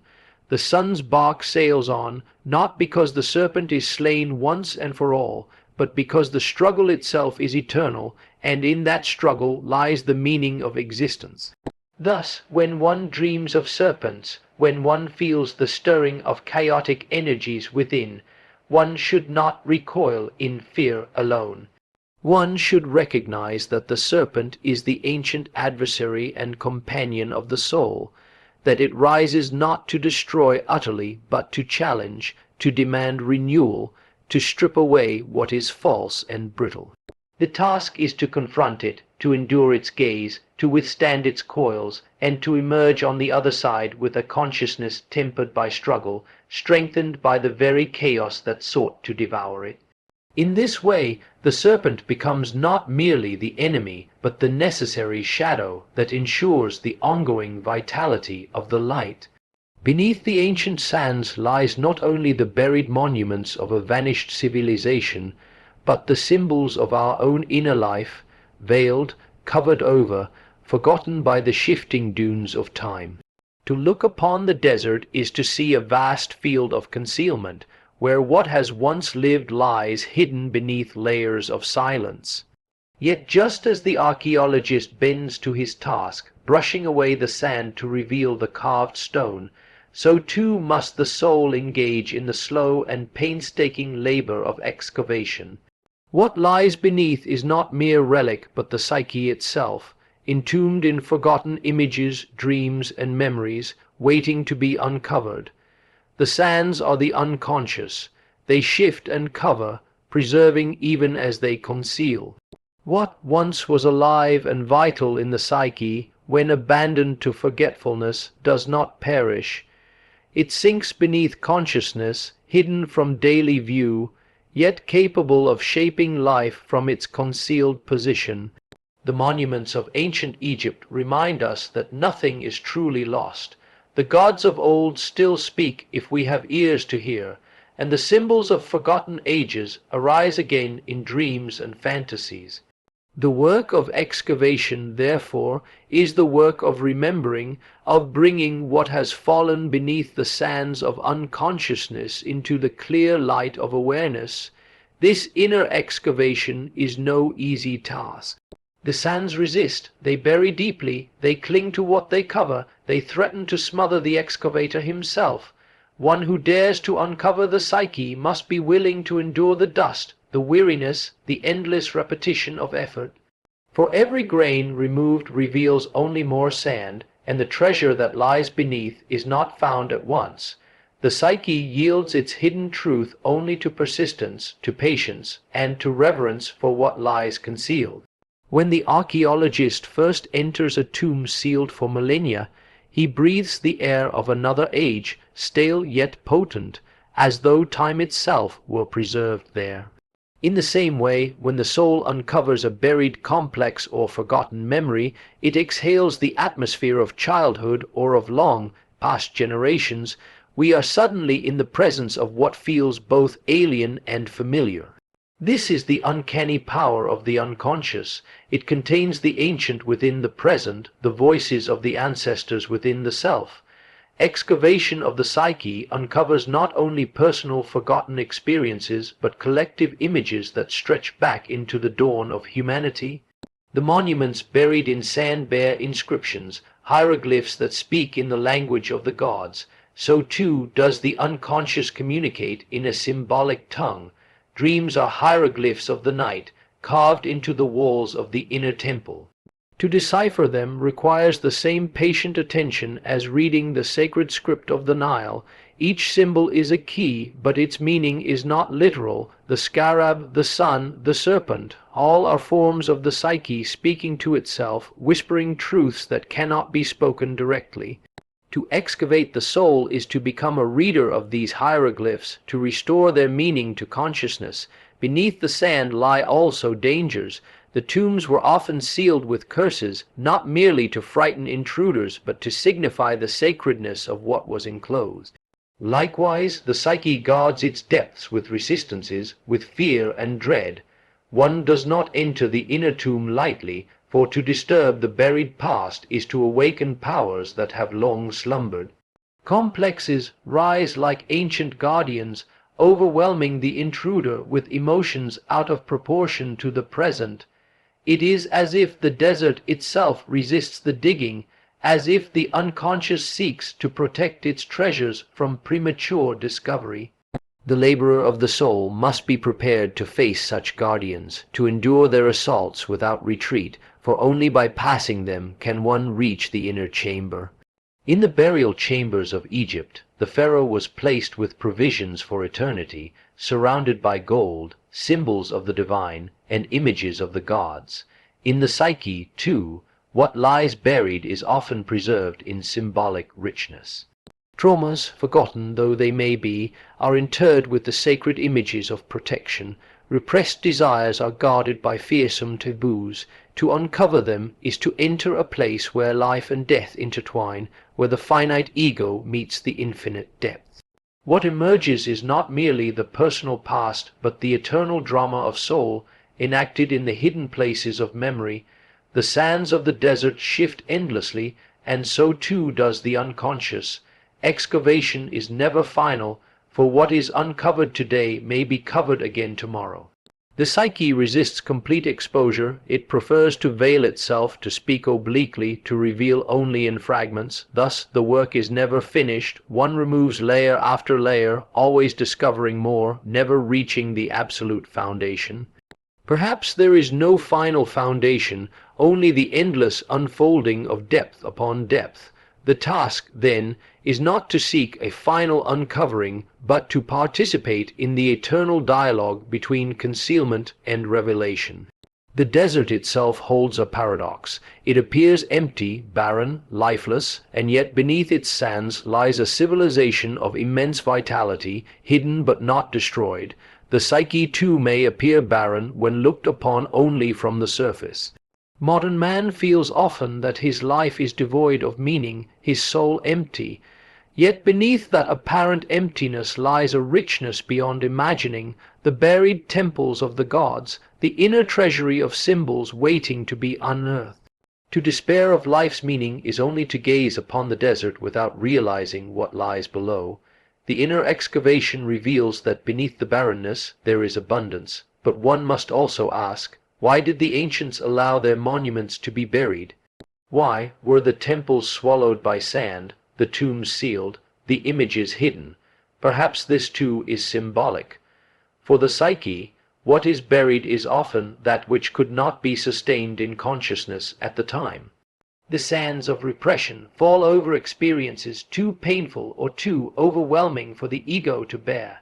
They bury not to destroy, but to preserve until a later time when consciousness is ready to face them. Thus, excavation must come in its season. To dig prematurely is to expose the psyche to forces it cannot withstand. One must wait until the moment when the inner strength has matured, when the soul is prepared to meet what lies beneath. When the hidden temple is finally revealed, there is awe. The carvings seem fresh, the paint vibrant, as though centuries had not passed. Likewise, when one uncovers a forgotten image within, it speaks with immediate vitality. A childhood dream remembered after decades still carries the same energy. A buried emotion, once felt again, has the same intensity as when it was first experienced. Time does not diminish the power of the unconscious. What is buried lives outside the bounds of time, awaiting the moment of rediscovery. The excavation of the soul is, in truth, the process of individuation. It is the journey toward wholeness, the uncovering of all that lies hidden within the psyche, so that the self may be revealed in its totality. The ego is but the surface, the desert upon which we walk daily, but beneath it lies the kingdom of the self, the vast and hidden structures that sustain life. Only by digging downward, by enduring the toil of inner excavation, can we reach the center. And when we do, we find not only our personal story, but the universal patterns of human life, the gods and goddesses that dwell in every soul. Thus the desert, with its sands shifting endlessly, is not barren at all, but pregnant with hidden meaning. Each grain that is brushed away brings us closer to the truth of the self. Each fragment of memory, each symbol deciphered, each dream understood, is a step in the great excavation.